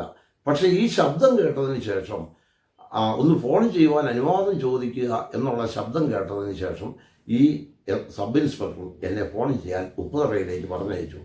ഞാൻ അവിടേക്ക് വന്ന് പെരിയാർ കുറുകെ ഇറങ്ങി നടന്ന് ഒരു ബസ്സിൽ കയറി പരപ്പെ വന്ന്, എന്നിട്ട് കട്ടപ്പനയിലെത്തി. അവിടെ വന്ന് ഇവിടെയുള്ള 2 അഡ്വക്കേറ്റന്മാർ, അവരിപ്പോഴും കട്ടപ്പനയിലുണ്ട്. ഒന്ന് അഡ്വക്കേറ്റ് സജി അഗസ്റ്റിൻ ഒഴികയിൽ, മറ്റൊന്ന് അഡ്വക്കേറ്റ് തോമസ് പെരുമന. അദ്ദേഹത്തെയും കണ്ടപ്പോൾ ഇവരിരുവരും 2 ഓഫീസാണ്. ഇവർ പറഞ്ഞു, പോലീസിന് ഇപ്പോൾ പിടികൊടുക്കരുത്, കോടതിയിൽ സത്യം ബോധ്യപ്പെടുത്തി ജാമ്യത്തിലിറങ്ങാം എന്നവർ പറയുകയും അങ്ങനെ ഞാൻ പോലീസിന് പിടികൊടുക്കാതെ ഒളിവിൽ പോവുകയും ചെയ്തു. ഈ കട്ടപ്പനയിലെ ഒരു ലോഡിംഗ് തൊഴിലാളിയായ ഒരു റോയ് എന്ന് പറയുന്ന ഒരു സ്നേഹിതനുണ്ട്. അദ്ദേഹത്തോട് ഞാൻ ഈ കാര്യം പറഞ്ഞ് അദ്ദേഹത്തിൻ്റെ വീട്ടിൽ വന്നു. എൻ്റെ ഭാര്യയും 2 കുഞ്ഞുങ്ങളെയും അദ്ദേഹം പോയി അവിടേക്ക് കൊണ്ടുവന്നു. എൻ്റെ കുഞ്ഞുങ്ങളുടെ വിദ്യാഭ്യാസം നഷ്ടപ്പെട്ടു. പോലീസ് അന്വേഷിച്ചുകൊണ്ടിരുന്നു. അങ്ങനെ അദ്ദേഹത്തിൻ്റെ വീട്ടിൽ ഞാൻ ആയിരുന്നു. അവിടെ ആയിരിക്കുന്ന സമയത്ത് ഒരു ധ്യാന കേന്ദ്രത്തിലേക്ക് ഇവർ പോകുന്നവരാണ്. അപ്പോൾ എന്നെയും ക്ഷണിച്ചു. ഞാൻ പോലീസിനെ ഭയപ്പെട്ട് നിൽക്കുന്നതുകൊണ്ട് ഒളിവിലിരിക്കാം എന്ന ചിന്തയിലേക്കാണ് പോകുന്നത്. എന്നാൽ ആ റോയിയുടെ വീട്ടിൽ വെച്ച് 1995 ഡിസംബർ 9 എൻ്റെ ജീവിതത്തിൽ മറ്റാരും എന്നോട് പറയാതെ കൊണ്ട് തന്നെ എൻ്റെ ജീവിതത്തിൽ ദൈവിക ഇടപെടൽ വ്യക്തമായി ഞാൻ അനുഭവിച്ചു. കാരണം അവർ കരസ്മാറ്റിക്കുകാരായിരുന്നു. അവർ അവിടെ നിന്ന് പാട്ട് പാടി പ്രാർത്ഥിച്ചു. അതിനുശേഷം എന്ത് ചെയ്തു, ചില ബൈബിൾ വാക്യങ്ങളൊക്കെ പറഞ്ഞ് പ്രാർത്ഥിച്ചു. ഞാൻ അവിടെ ഒരു കട്ടിലേക്ക് കിടന്നു. അത് കഴിഞ്ഞപ്പോൾ എൻ്റെ ജീവിതത്തിൽ ഒരു അനുഗ്രഹമായി, സമാധാനമായി മാറി. ഞാൻ അന്ന് 1995 ഡിസംബർ 9 ശനിയാഴ്ച ഏതാണ്ട് 11:15 മണിയായപ്പോൾ കർത്താവായ യേശുവിനെ എൻ്റെ സ്വന്തം രക്ഷകനായി സ്വീകരിക്കുവാനിടയായി. പിന്നീട് ഞാൻ ആ ധ്യാന കേന്ദ്രത്തിലായിരുന്നു. അവിടുന്ന് ബൈബിളൊക്കെ വായിച്ചു. ഇങ്ങനെ ഒളിവിൽ അവിടെ കഴിയുക. എന്നിട്ട് പോലീസിന് കത്ത് കൊടുക്കും, എനിക്ക് അവിടെ ഒന്നും ഒപ്പിടാൻ കഴിയുകയില്ല, ഞാൻ രോഗത്താലാണ് എന്ന് പറഞ്ഞു. കാരണം കോടതി അലക്ഷ്യമാകും അല്ലെങ്കിൽ. അങ്ങനെ ഇരിക്കുന്നതായ സന്ദർഭത്തിൽ ബൈബിൾ വായിച്ചു വരുമ്പോൾ ഞാൻ ആ സ്റ്റേഷനിൽ വെച്ച് കേട്ട അതേ അശരീര ശബ്ദം ബൈബിളിലെ ചില വാക്യങ്ങൾ എൻ്റെ ഉള്ളിലേക്ക് തന്നു. ഒന്ന്, ദൈവം ഒരുവനല്ലോ. തിമോത്തിയോസിൻ്റെ ലേഖനം. ആരും എന്നോട് പറഞ്ഞതല്ല, ബൈബിളിനെ പറ്റി കൂടുതൽ എനിക്കറിയത്തില്ല. അന്ന് ഞാൻ ബൈബിൾ അങ്ങനെ വായിക്കുന്ന ആളുമല്ല. ഈ വാക്യം വായിക്കാൻ പറഞ്ഞു. ദൈവം ഒരുവനല്ലോ, ദൈവത്തിനും മനുഷ്യനുമിടയിൽ മധ്യസ്ഥനും ഒരുവൻ. അതുപോലെ തന്നെ മറ്റൊരു വാക്യം, അതും ഞാൻ ഇന്ന് ഓർക്കുന്നു. ഇപ്പോഴെനിക്കത് കാണാപ്പാടമായിട്ടേ, അന്ന് എനിക്കറിയത്തില്ല. അപ്പസ്തോല പ്രവൃത്തികളുടെ 4-ാം അധ്യായത്തിലെ 12-ാം വാക്യം. അവിടെ ഇങ്ങനെ പറയുന്നു, മറ്റൊരുവനിലും രക്ഷയില്ല, നാം രക്ഷിക്കപ്പെടുവാൻ ആകാശത്തിൻ്റെ കീഴിൽ മനുഷ്യരുടെ നൽകപ്പെട്ട വേറൊരു നാമവുമില്ല. അപ്പോൾ ഒരു മധ്യസ്ഥനേ ഉള്ളൂ എന്ന് എനിക്ക് ബോധ്യമായി. അങ്ങനെ യേശുവിനെ പിൻപറ്റുവാൻ തീരുമാനിച്ച് ആ ധ്യാന കേന്ദ്രത്തിൽ അവിടെ ഇരുന്നു. ഇങ്ങനെ വരുന്നതായ സന്ദർഭത്തിൽ ആണ് ബൈബിൾ വായിച്ചു വരുമ്പോൾ എനിക്ക് ഫാദർ പയസ് തെക്കേവയിൽ തന്ന ഒരു ബൈബിളുണ്ട് എൻ്റെ ഒളിവുകാല ജീവിതത്തിൽ. ആ ബൈബിൾ വായിച്ചു വരുമ്പോൾ ഇങ്ങനെ വായിക്കുന്നു, വിശ്വസിക്കുകയും സ്നാനം സ്വീകരിക്കുകയും ചെയ്യുന്നവൻ രക്ഷിക്കപ്പെടും, വിശ്വസിക്കാത്തവനോ ശിക്ഷാവിധിയിൽ അകപ്പെടും. ഞാൻ ആ വൈദികനുമായി സംസാരിച്ചപ്പോൾ അദ്ദേഹം പറഞ്ഞു, എന്നെ പള്ളിയിൽ സ്നാനപ്പെടുത്തിയാണ്. ഞാൻ പറഞ്ഞു, അങ്ങനെയല്ലല്ലോ പറയുന്നത്. എൻ്റെ ചോദ്യത്തിന് മറുപടി അദ്ദേഹത്തിന് തരാൻ കഴിയാതെ ഒരവസ്ഥ വന്നു. അങ്ങനെ ഇരിക്കുമ്പോഴാണ് ഞാൻ പുള്ളിക്കാനം എന്ന പ്രദേശത്തേക്ക് കരസ്മാറ്റിക്കുകാർ ഒരു വീട് വാടകയ്ക്ക് എടുത്തു തന്നു. അവിടെ താമസിച്ച് വരുന്നതായ സന്ദർഭത്തിലാണ് സഞ്ചാര സുവിശേഷകരായ ഒരു കൂട്ടം ആളുകൾ ലഘുലേഖകളൊക്കെ ആയി വന്ന് അവരെ കാണുവാനും അവരും എന്നോട് സുവിശേഷം പറയുവാനും ഇടയായി. അതിനുശേഷം ഞാൻ അവിടെ താമസിക്കുന്ന സമയത്താണ് വാഗമണ്ണിൽ വന്ന് താമസിക്കുന്ന ഡാർജിലിംഗ് സ്വദേശിയായ പാസ്റ്റർ പി ജെയിംസ് ജീവൻകുമാർ, അദ്ദേഹം ഒരു വീട്ടിൽ അദ്ദേഹം പ്രാർത്ഥിച്ചുകൊണ്ട് നിൽക്കുകയാണ്. ഞാൻ അവിടേക്ക് ചെന്നു കഴിഞ്ഞപ്പോൾ അദ്ദേഹം പ്രാർത്ഥിക്കുകയാണ്. ഞാൻ അവിടെ മുട്ടുകുത്തി എന്നിട്ട് പറഞ്ഞു, എനിക്ക് വേണ്ടി നിങ്ങൾ ഒന്ന് പ്രാർത്ഥിക്കണം എന്ന് അദ്ദേഹത്തോട് പറയുകയും അദ്ദേഹം എൻ്റെ തലയിൽ കൈവച്ച് പ്രാർത്ഥിക്കുകയും ചെയ്തു. തുടർന്ന് അദ്ദേഹം വീട്ടിൽ വന്നു. അതിനുശേഷം ഒരു വാക്ക് പ്രാർത്ഥിച്ച് 2 പേരും ഉണ്ടായിരുന്നു, കടന്നുപോയി. എന്നാൽ കരസ്മാറ്റിക്കുകാർ വളരെ അതിനകത്ത് എതിർത്തു. എന്നാൽ കാലങ്ങൾ കഴിഞ്ഞു പോയി. അവർ വാടകയ്ക്കെടുത്ത് തന്ന വീട് മാറണമെന്ന് പറഞ്ഞു, ഈ പാസ്റ്റർ വീട്ടിൽ വന്ന് പ്രാർത്ഥിച്ചതുകൊണ്ട്. എന്നാൽ തുടർന്ന് അദ്ദേഹം അവിടെ കൂടി വരവുണ്ട്. ഞാൻ അവിടെ പോകുമായിരുന്നു. അവിടെ പോയി ആ പ്രാർത്ഥനയിൽ പങ്കെടുക്കും. അങ്ങനെ സ്നാനം വ്യക്തമായി ബോധ്യമായപ്പോൾ ഞാൻ തന്നെ അദ്ദേഹത്തോട് എനിക്ക് സ്നാനം ആവശ്യമാണെന്ന് പറയുകയും വാഗമണ്ണിൽ ഉള്ള ബൈബിൾ ബിലീവേഴ്സ് അസംബ്ലി സഭയുടെ ഒരു ബ്രാഞ്ചായ ഒരു സഭ പുള്ളിക്കാലത്തുണ്ട്. ആ സഭയുടെ ചുമതലയിൽ 1996 മെയ് മാസം 5-ാം തീയതി എനിക്ക് pastor P James Jeevankumar Bible believers assembly സഭയുടെ പുള്ളിക്കാലത്തുള്ള ആ സഭയുടെ സമീപത്തുള്ള ഒരു ചെറിയ തോട്ടിൽ വെച്ച് എനിക്ക് സ്നാനം നൽകുകയും ഞാനും എൻ്റെ ഭാര്യയും സ്നാനം സ്വീകരിപ്പാനും ഇടയായി. തുടർന്ന് എങ്ങനെ മുന്നോട്ട് പോകും എന്നൊക്കെ ഞാൻ ചിന്തിച്ചു. എങ്കിലും ദൈവം എന്നെ നടത്തി. ഒരിക്കലും ഞാനൊരു സുവിശേഷകനായി വരും എന്ന് ഞാൻ ചിന്തിച്ചതല്ല. എന്നാൽ ദൈവം എന്നെ എൻ്റെ ചിന്തയിൽ വഴി മാറ്റി വിട്ടു. അല്ല, നിങ്ങളുടെ വിചാരങ്ങളല്ല എൻ്റെ വിചാരങ്ങൾ, നിങ്ങളുടെ വഴികളല്ല എൻ്റെ വഴികൾ. ആ ദൈവം കരം പിടിച്ചു വഴി നടത്തി. ഒന്നുമില്ലാത്തൊരനുഭവത്തിലൂടെ ഞാൻ കടന്നു വന്നു. എന്നാൽ വളരെ ക്ലേശങ്ങളും പ്രയാസങ്ങളും വന്നു. എങ്കിലും പരസ്യമായി യേശുവിനെ സാക്ഷിപ്പാൻ ദൈവം അവസരം തന്നു. ദൈവം ജയോത്സവമായി നടത്തി. കിടപ്പാടമില്ലാതിരുന്നൊരു സ്ഥാനത്ത് ഏതാനും ചില വർഷങ്ങൾക്ക് മുൻപ് ഞാൻ ഉൾപ്പെട്ട് നിൽക്കുന്ന മെസ്സഞ്ചേഴ്സ് ഓഫ് ജീസസ് ആ ടീം ഉത്തരവാദിത്വം ഏറ്റെടുത്ത് അവർ ഒരു വസ്തു വാങ്ങിത്തരാനും അതുപോലെ പലവിധ സഹകരണത്താൽ ദൈവം പലരെ ഉപയോഗിച്ച് ഇന്ന് ഒരു വീട് കാഞ്ചാറിന് സമീപം ഇന്ന് അത് ക്രമീകരിക്കാനും ദൈവം ഇടയാക്കി. എനിക്കൊരു മോനും ഒരു മോളുമാണ്. അവർ വിവാഹിതരാണ്. ഇന്ന് കവലകളിൽ യേശുവിൻ്റെ സാക്ഷ്യം വഹിക്കുന്നു. അപ്പോൾ തന്നെ 20 വർഷമായി കേരളത്തിലെ ജയിലുകളിൽ ദൈവിക സന്ദേശം അറിയിക്കുന്നു. അതിൻ്റെ പ്രധാന കാരണം ഈ 5 കോടതികളിൽ 13 സിവിൽ ക്രിമിനൽ കേസിൽ പ്രതിയായിരുന്ന എന്നെ ഒരു വാക്കുപോലും കോടതിയിൽ പോയി കള്ളം പറയാൻ ഇടയാകാതെ എൻ്റെ ദൈവം എന്നെ രക്ഷിച്ചു, കാരാഗൃഹത്തിൽ നിന്ന് വിടുവിച്ചു. ആ കർത്താവിൻ്റെ സാക്ഷ്യം വഹിച്ച് മെസ്സഞ്ചേഴ്സ് ഓഫ് ജീസസ് ദൈവം നൽകിയ ദർശനമാണ്. അങ്ങനെ 29 വർഷമായി ആ ടീമിൻ്റെ പ്രവർത്തനത്തിൽ. ആദ്യമേ ഞാൻ ഒറ്റയ്ക്കായിരുന്നു ഉണ്ടായിരുന്നത്. പിന്നീട് ഇന്ന് നിത്യതയിൽ വിശ്രമിക്കുന്ന പാസ്റ്റർ എൽ ജോഷുവ ഉണ്ടായിരുന്നു. പിന്നീട് അനേക ആളുകളായി ഇന്ന് അതിൻ്റെ പ്രവർത്തനവുമായി ബന്ധപ്പെട്ട് കേരളത്തിലെ ജയിലുകളിലും അതുപോലെ തന്നെ പരസ്യ സ്ഥലങ്ങളിലും കർത്താവിൻ്റെ സാക്ഷ്യം വഹിപ്പാൻ ദൈവം ഇടയാക്കി. ദൈവം സമാധാനത്തോടും പ്രത്യാശയോടും കൂടി ജീവിപ്പാൻ ദൈവം ഇടയാക്കി. ആ ദൈവത്തെ ഞാൻ നന്ദിയോടെ സ്തുതിക്കുന്നു. പാസ്റ്റർ ഏതൊക്കെ സംഘടനകളിൽ അംഗമാണ്, അതോടൊപ്പം ഏതൊക്കെ സംഘടനകൾ രജിസ്റ്റർ ചെയ്ത് പ്രവർത്തിക്കുന്നുണ്ട്? ഞാൻ പ്രധാനമായി മെസ്സഞ്ചേഴ്സ് ഓഫ് ജീസസ്, അതാണ് സുവിശേഷവുമായി ബന്ധപ്പെട്ട് ഞാൻ ഏറ്റവും ആത്മാർത്ഥമായി പ്രവർത്തിക്കുന്നത് മെസ്സഞ്ചേഴ്സ് ഓഫ് ജീസസിലാണ്. 1996 അതിൻ്റെ പ്രവർത്തനം ആരംഭിച്ചത്.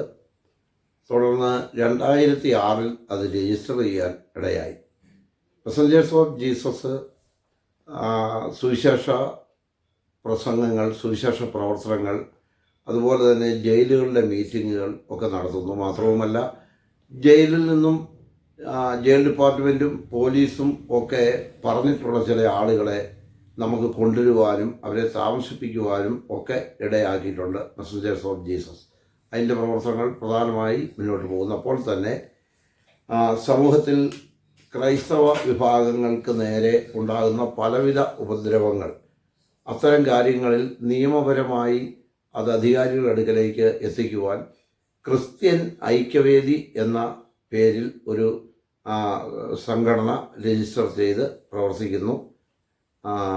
അപ്പോൾ തന്നെ ഈ മേഖലകളിൽ ചില ചാരിറ്റബിൾ പ്രവർത്തനങ്ങളുമൊക്കെ ആയി ബന്ധപ്പെട്ടുകൊണ്ട് കരുണാഹസ്തം എന്ന പേരിൽ ഒരു സൊസൈറ്റി, അതിൻ്റെ പ്രവർത്തനങ്ങളുണ്ട്. അത് നമ്മുടെ പെരിയാറിൻ്റെ തീരത്ത് ചപ്പാത്തിന് സമീപത്ത് മരുതുംപേട്ട പ്രദേശത്ത് നമുക്ക് 2018 ആ പ്രളയവും കാര്യങ്ങളൊക്കെ ആയി ബന്ധപ്പെട്ട് അവിടെ നിരവധി വിഷയങ്ങൾ, അത് പെന്തക്കോസ്തെന്നോ ക്രിസ്ത്യാനിയെന്നോ ഒന്നും നോക്കാതെ വിവിധ ആളുകളെ സഹകരിക്കുന്ന വിധത്തിൽ നമുക്ക് അതിൻ്റെ പ്രവർത്തനമായി മുന്നോട്ട് പോകാനും ഇടയായിട്ടുണ്ട്. ഓക്കെ, ഈ ക്രിസ്ത്യൻ ഐക്യവേദി, അതുമായി ബന്ധപ്പെട്ട് ഏതൊക്കെ നിയമ പോരാട്ടങ്ങളാണ് പാസ്റ്റർ ഈ നാളുകളിൽ ചെയ്തുകൊണ്ടിരിക്കുന്നത്? പ്രധാനമായി ഈ പെന്തക്കോസ്ത് വിഭാഗങ്ങളുടെ വീടുകളിലെ പ്രാർത്ഥനയ്ക്ക് പലവിധ എതിർപ്പുകളും ഉണ്ടായിട്ടുണ്ട്. അതുപോലെ ചർച്ചുകളിലുള്ള പ്രാർത്ഥന, അവിടെയെല്ലാം ശബ്ദം അധികമാണ് എന്നുള്ളതായ പല ആരോപണങ്ങൾ വരുന്നു. പല സ്ഥലങ്ങളിലും വീടുകളിലും ചർച്ചുകളിലും കയറിയ ആളുകളെ ഉപദ്രവിക്കുന്ന അവസ്ഥകൾ ഒക്കെ ഉണ്ടായിട്ടുണ്ട്. അതിൻ്റെ ഒരു ഉദാഹരണമാണ് ആറ്റിങ്ങലിൽ ചില വർഷങ്ങൾക്ക് മുൻപ് അവിടെ ഒരു മുനിസിപ്പാലിറ്റിയുടെ ഓഡിറ്റോറിയം എന്നാണ് എൻ്റെ ഓർമ്മ. അവിടെ ഒരു കൂടിവരവ് നടക്കുമ്പോൾ ഒരു കൂട്ടം ആളുകൾ അവിടെ വന്ന് അവിടുത്തെ ശുശ്രൂഷകരെയും വിശ്വാസികളെയൊക്കെ ഉപദ്രവിച്ച ഒരവസ്ഥ ഉണ്ടായി. ആ വിഷയം ഞങ്ങളെ ശ്രദ്ധയിൽ വരികയും ഞങ്ങൾ ആറ്റിങ്ങൽ പോലീസിൽ അതിൻ്റെ ഒരു പരാതി കൊടുക്കുകയും ആറ്റിങ്ങലിൽ ഒരു പ്രതിഷേധ യോഗം ക്രിസ്ത്യൻ ഐക്യവേദി നോട്ടീസ് കൊടുത്ത് നടത്തുവാൻ തീരുമാനിച്ചു. എന്നാൽ അതിൽ വിവിധ വിഭാഗങ്ങളിൽ നിന്നുള്ള ആളുകൾ അന്ന് ആ മീറ്റിങ്ങിൽ ആറ്റിങ്ങിൽ പങ്കെടുത്തു. അവിടുത്തെ MLA രാഘവൻ എന്നാണ് എൻ്റെ ഓർമ്മ, അവിടുത്തെ MLA, അതുകൂടാതെ നമ്മുടെ സുരേഷ് ബാബു പാസ്റ്റർ, അതുകൂടാതെ ഇടയ സംഗമത്തിൻ്റെ ബന്ധപ്പെട്ട ആളുകൾ, അങ്ങനെ അവരൊക്കെയും ആത്മാർത്ഥമായി സഹകരിച്ച് ക്രിസ്ത്യൻ ഐക്യവേദി ആറ്റിങ്ങൽ പോലീസിന് നോട്ടീസ് കൊടുത്ത് അവിടെ ഒരു പ്രതിഷേധ റാലിയും ഒരു യോഗവും നടത്തുവാനിടയായിട്ടുണ്ട്. പിന്നെ വീടുകളിലെ പ്രാർത്ഥനയെ സംബന്ധിച്ച് കേരള ഹൈക്കോടതിയുടെ ഒരു വിധി 2010, 2011 ആ കാലഘട്ടത്തിൽ ഉണ്ടായി. പെന്തക്കോസ്ത് വീടുകളിൽ കലക്ടറുടെ അനുവാദം വേണം അവരുടെ വീട്ടു പ്രാർത്ഥനയ്ക്ക് എന്നാണ് 2 ജഡ്ജിമാരുടെ ഒരു ഉത്തരവ് വന്നത്. അപ്പോൾ ഇത് സംബന്ധമായി ഞങ്ങൾ അന്നത്തെ മുഖ്യമന്ത്രിയായിരുന്ന ബഹുമാനപ്പെട്ട ഉമ്മൻചാണ്ടി സാറിന് കത്ത് കൊടുത്തു. ഇതുപോലെ ഞങ്ങൾക്കൊരു ബുദ്ധിമുട്ട് വന്നിട്ടുണ്ട്. പ്രാരംഭത്തിൽ അതിനനുകൂലമായ നിലപാട് ഉണ്ടായില്ല. അപ്പോൾ ഞങ്ങൾ വിവിധ പ്രതിപക്ഷ രാഷ്ട്രീയ നേതാക്കൾ, ഇന്നത്തെ മുഖ്യമന്ത്രിയായിരിക്കുന്ന പിണറായി വിജയൻ സഖാവ് അടക്കമുള്ള ആളുകളെ ഞങ്ങൾ കാണുവാനിടയായി കത്ത് കൊടുത്തു. അങ്ങനെ Ranni MLA Raju Abraham Christian ഐക്യവേദിയുടെ ഈ പരാതിയുടെ അടിസ്ഥാനത്തിൽ കേരള നിയമസഭയിൽ പെന്തക്കോസ്തുകാരുടെ വീടുകളിലെ പ്രാർത്ഥനയ്ക്ക് കലക്ടറുടെ പെർമിഷൻ വേണം എന്നുള്ളതായ ഹൈക്കോടതി വിധി ഗവൺമെൻറ് അതിന് അനുകൂലമായ നിലപാട് സ്വീകരിക്കാതെ പക്ഷപാതപരമായ നിലപാട് സ്വീകരിച്ചു എന്നുള്ള ഞങ്ങളുടെ ആ വ്യക്തമായ തെളിവിൻ്റെ അടിസ്ഥാനത്തിലുള്ള ആ പരാതിയുടെ അടിസ്ഥാനത്തിൽ കേരള നിയമസഭയിൽ ഒരു സബ്മിഷൻ ഉന്നയിക്കുകയും എന്നാൽ അന്നത്തെ മുഖ്യമന്ത്രി അതിന് മറുപടി പറഞ്ഞപ്പോൾ വളരെ വേദനിപ്പിക്കുന്ന വിധത്തിലാണ് അദ്ദേഹത്തിൻ്റെ ഭാഗത്തു നിന്ന് ഒരു മറുപടി ഉണ്ടായത്.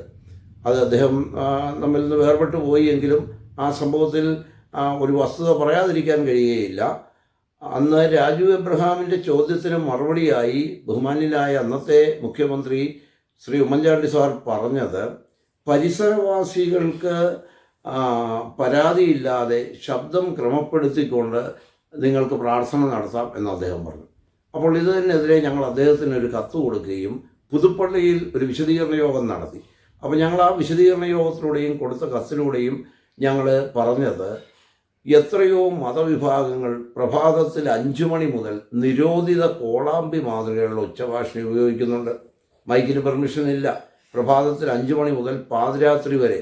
അതുമാത്രവുമല്ല, പൊതുജനങ്ങൾക്ക് ഒരു ആംബുലൻസിന് പോലും പോകുവാൻ കഴിയാത്ത വിധത്തിൽ ഗതാഗതം തടസ്സപ്പെടുത്തിക്കൊണ്ട് മൃഗങ്ങളെയൊക്കെ കൊണ്ടുവന്ന് ഇറക്കി, അതുപോലെ കാൽനട യാത്രക്കാർക്ക് പോലും ബുദ്ധിമുട്ട് വരുത്തി ആയിരക്കണക്കിന് ആളുകൾ നടത്തുന്ന പ്രദക്ഷിണങ്ങളും ഘോഷയാത്രകളുമൊക്കെ അങ്ങ് കണ്ടില്ലെന്നാണല്ലോ നടിക്കുന്നത് എന്നുള്ള അവസ്ഥയിൽ ഞങ്ങൾ പുതുപ്പള്ളിയിൽ ഒരു മീറ്റിംഗ് അവിടെ ക്രമീകരിച്ചു. ക്രിസ്ത്യൻ ഐക്യവേദിയുടെ വൈസ് പ്രസിഡൻ്റായിരുന്ന CJ മനുവേൽ ഉപദേശി, അദ്ദേഹം ഇപ്പോൾ നിത്യതയിൽ വിശ്രമിക്കുന്നു, അദ്ദേഹമാണ് ആ മീറ്റിംഗ് അവിടെ ഉദ്ഘാടനം ചെയ്യുവാനിടയായത്. അപ്പോൾ ഈ കാര്യത്തിൽ ഞങ്ങൾ ശക്തമായി പ്രതികരിച്ചു. സെക്രട്ടേറിയറ്റിന് മുമ്പിൽ ഞങ്ങളൊരു ചെറിയ പ്രതിഷേധ ധർണ അവിടെ സംഘടിപ്പിക്കാനിടയായി. തുടർന്ന് മുഖ്യമന്ത്രി ഞങ്ങളെ ചർച്ചയ്ക്ക് വിളിക്കുകയും അദ്ദേഹത്തിനടുക്കൽ ഞങ്ങളൊരു 7 പേര് അന്ന് പോവുകയുണ്ടായി.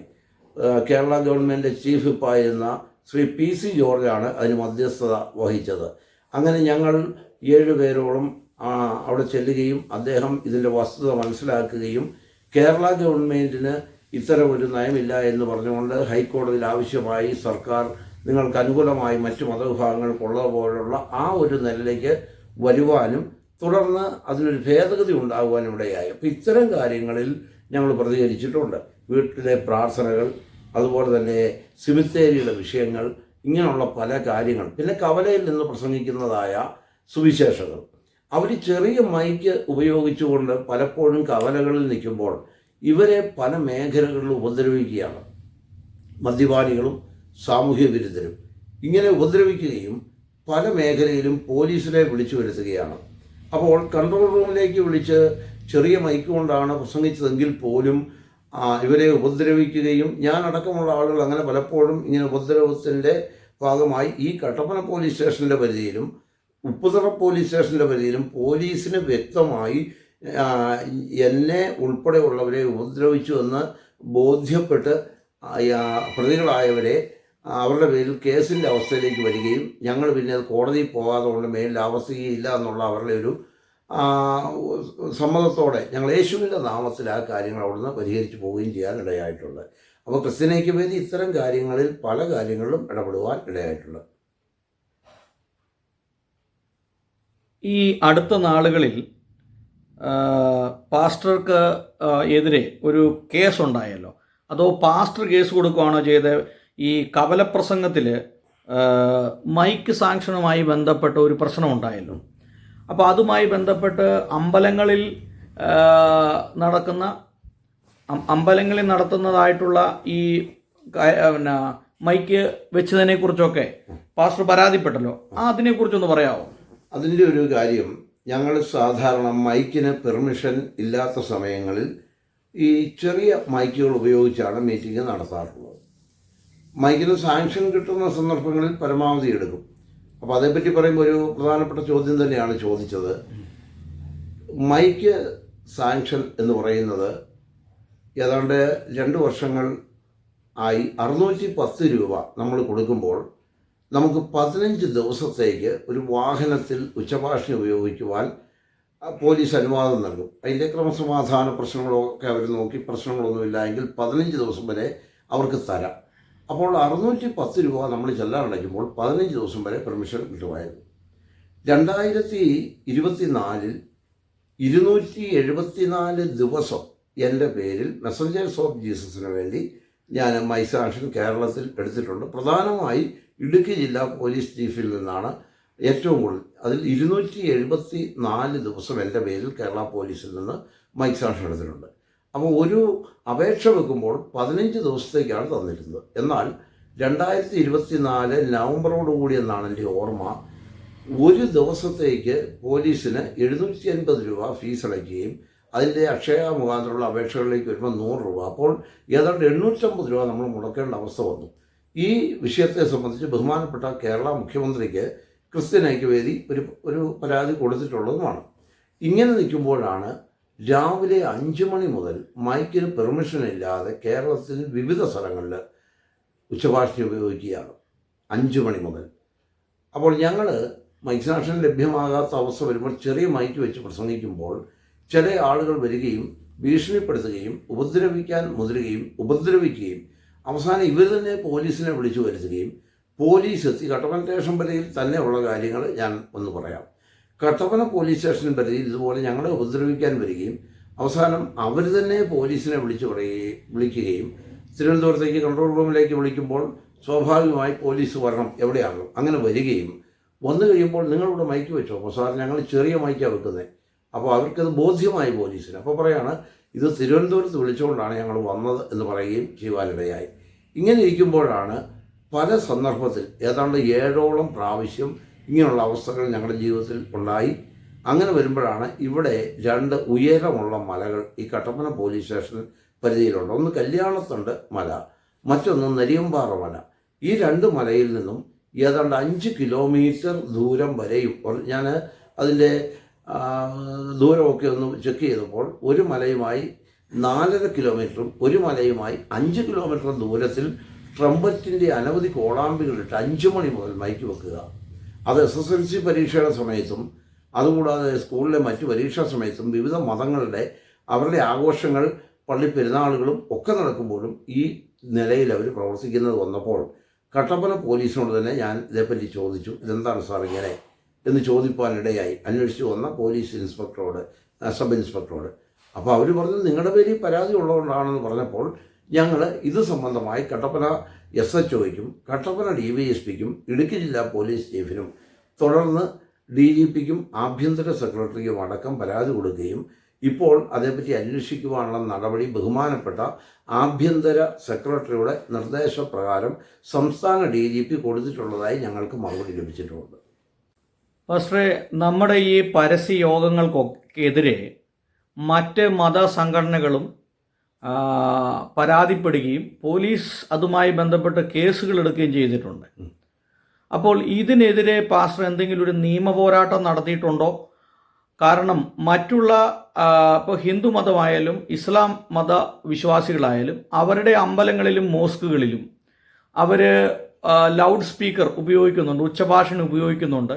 അത് മറ്റുള്ളവർക്കൊരു വലിയ ശല്യമായിട്ടും തീരുന്നുണ്ട്.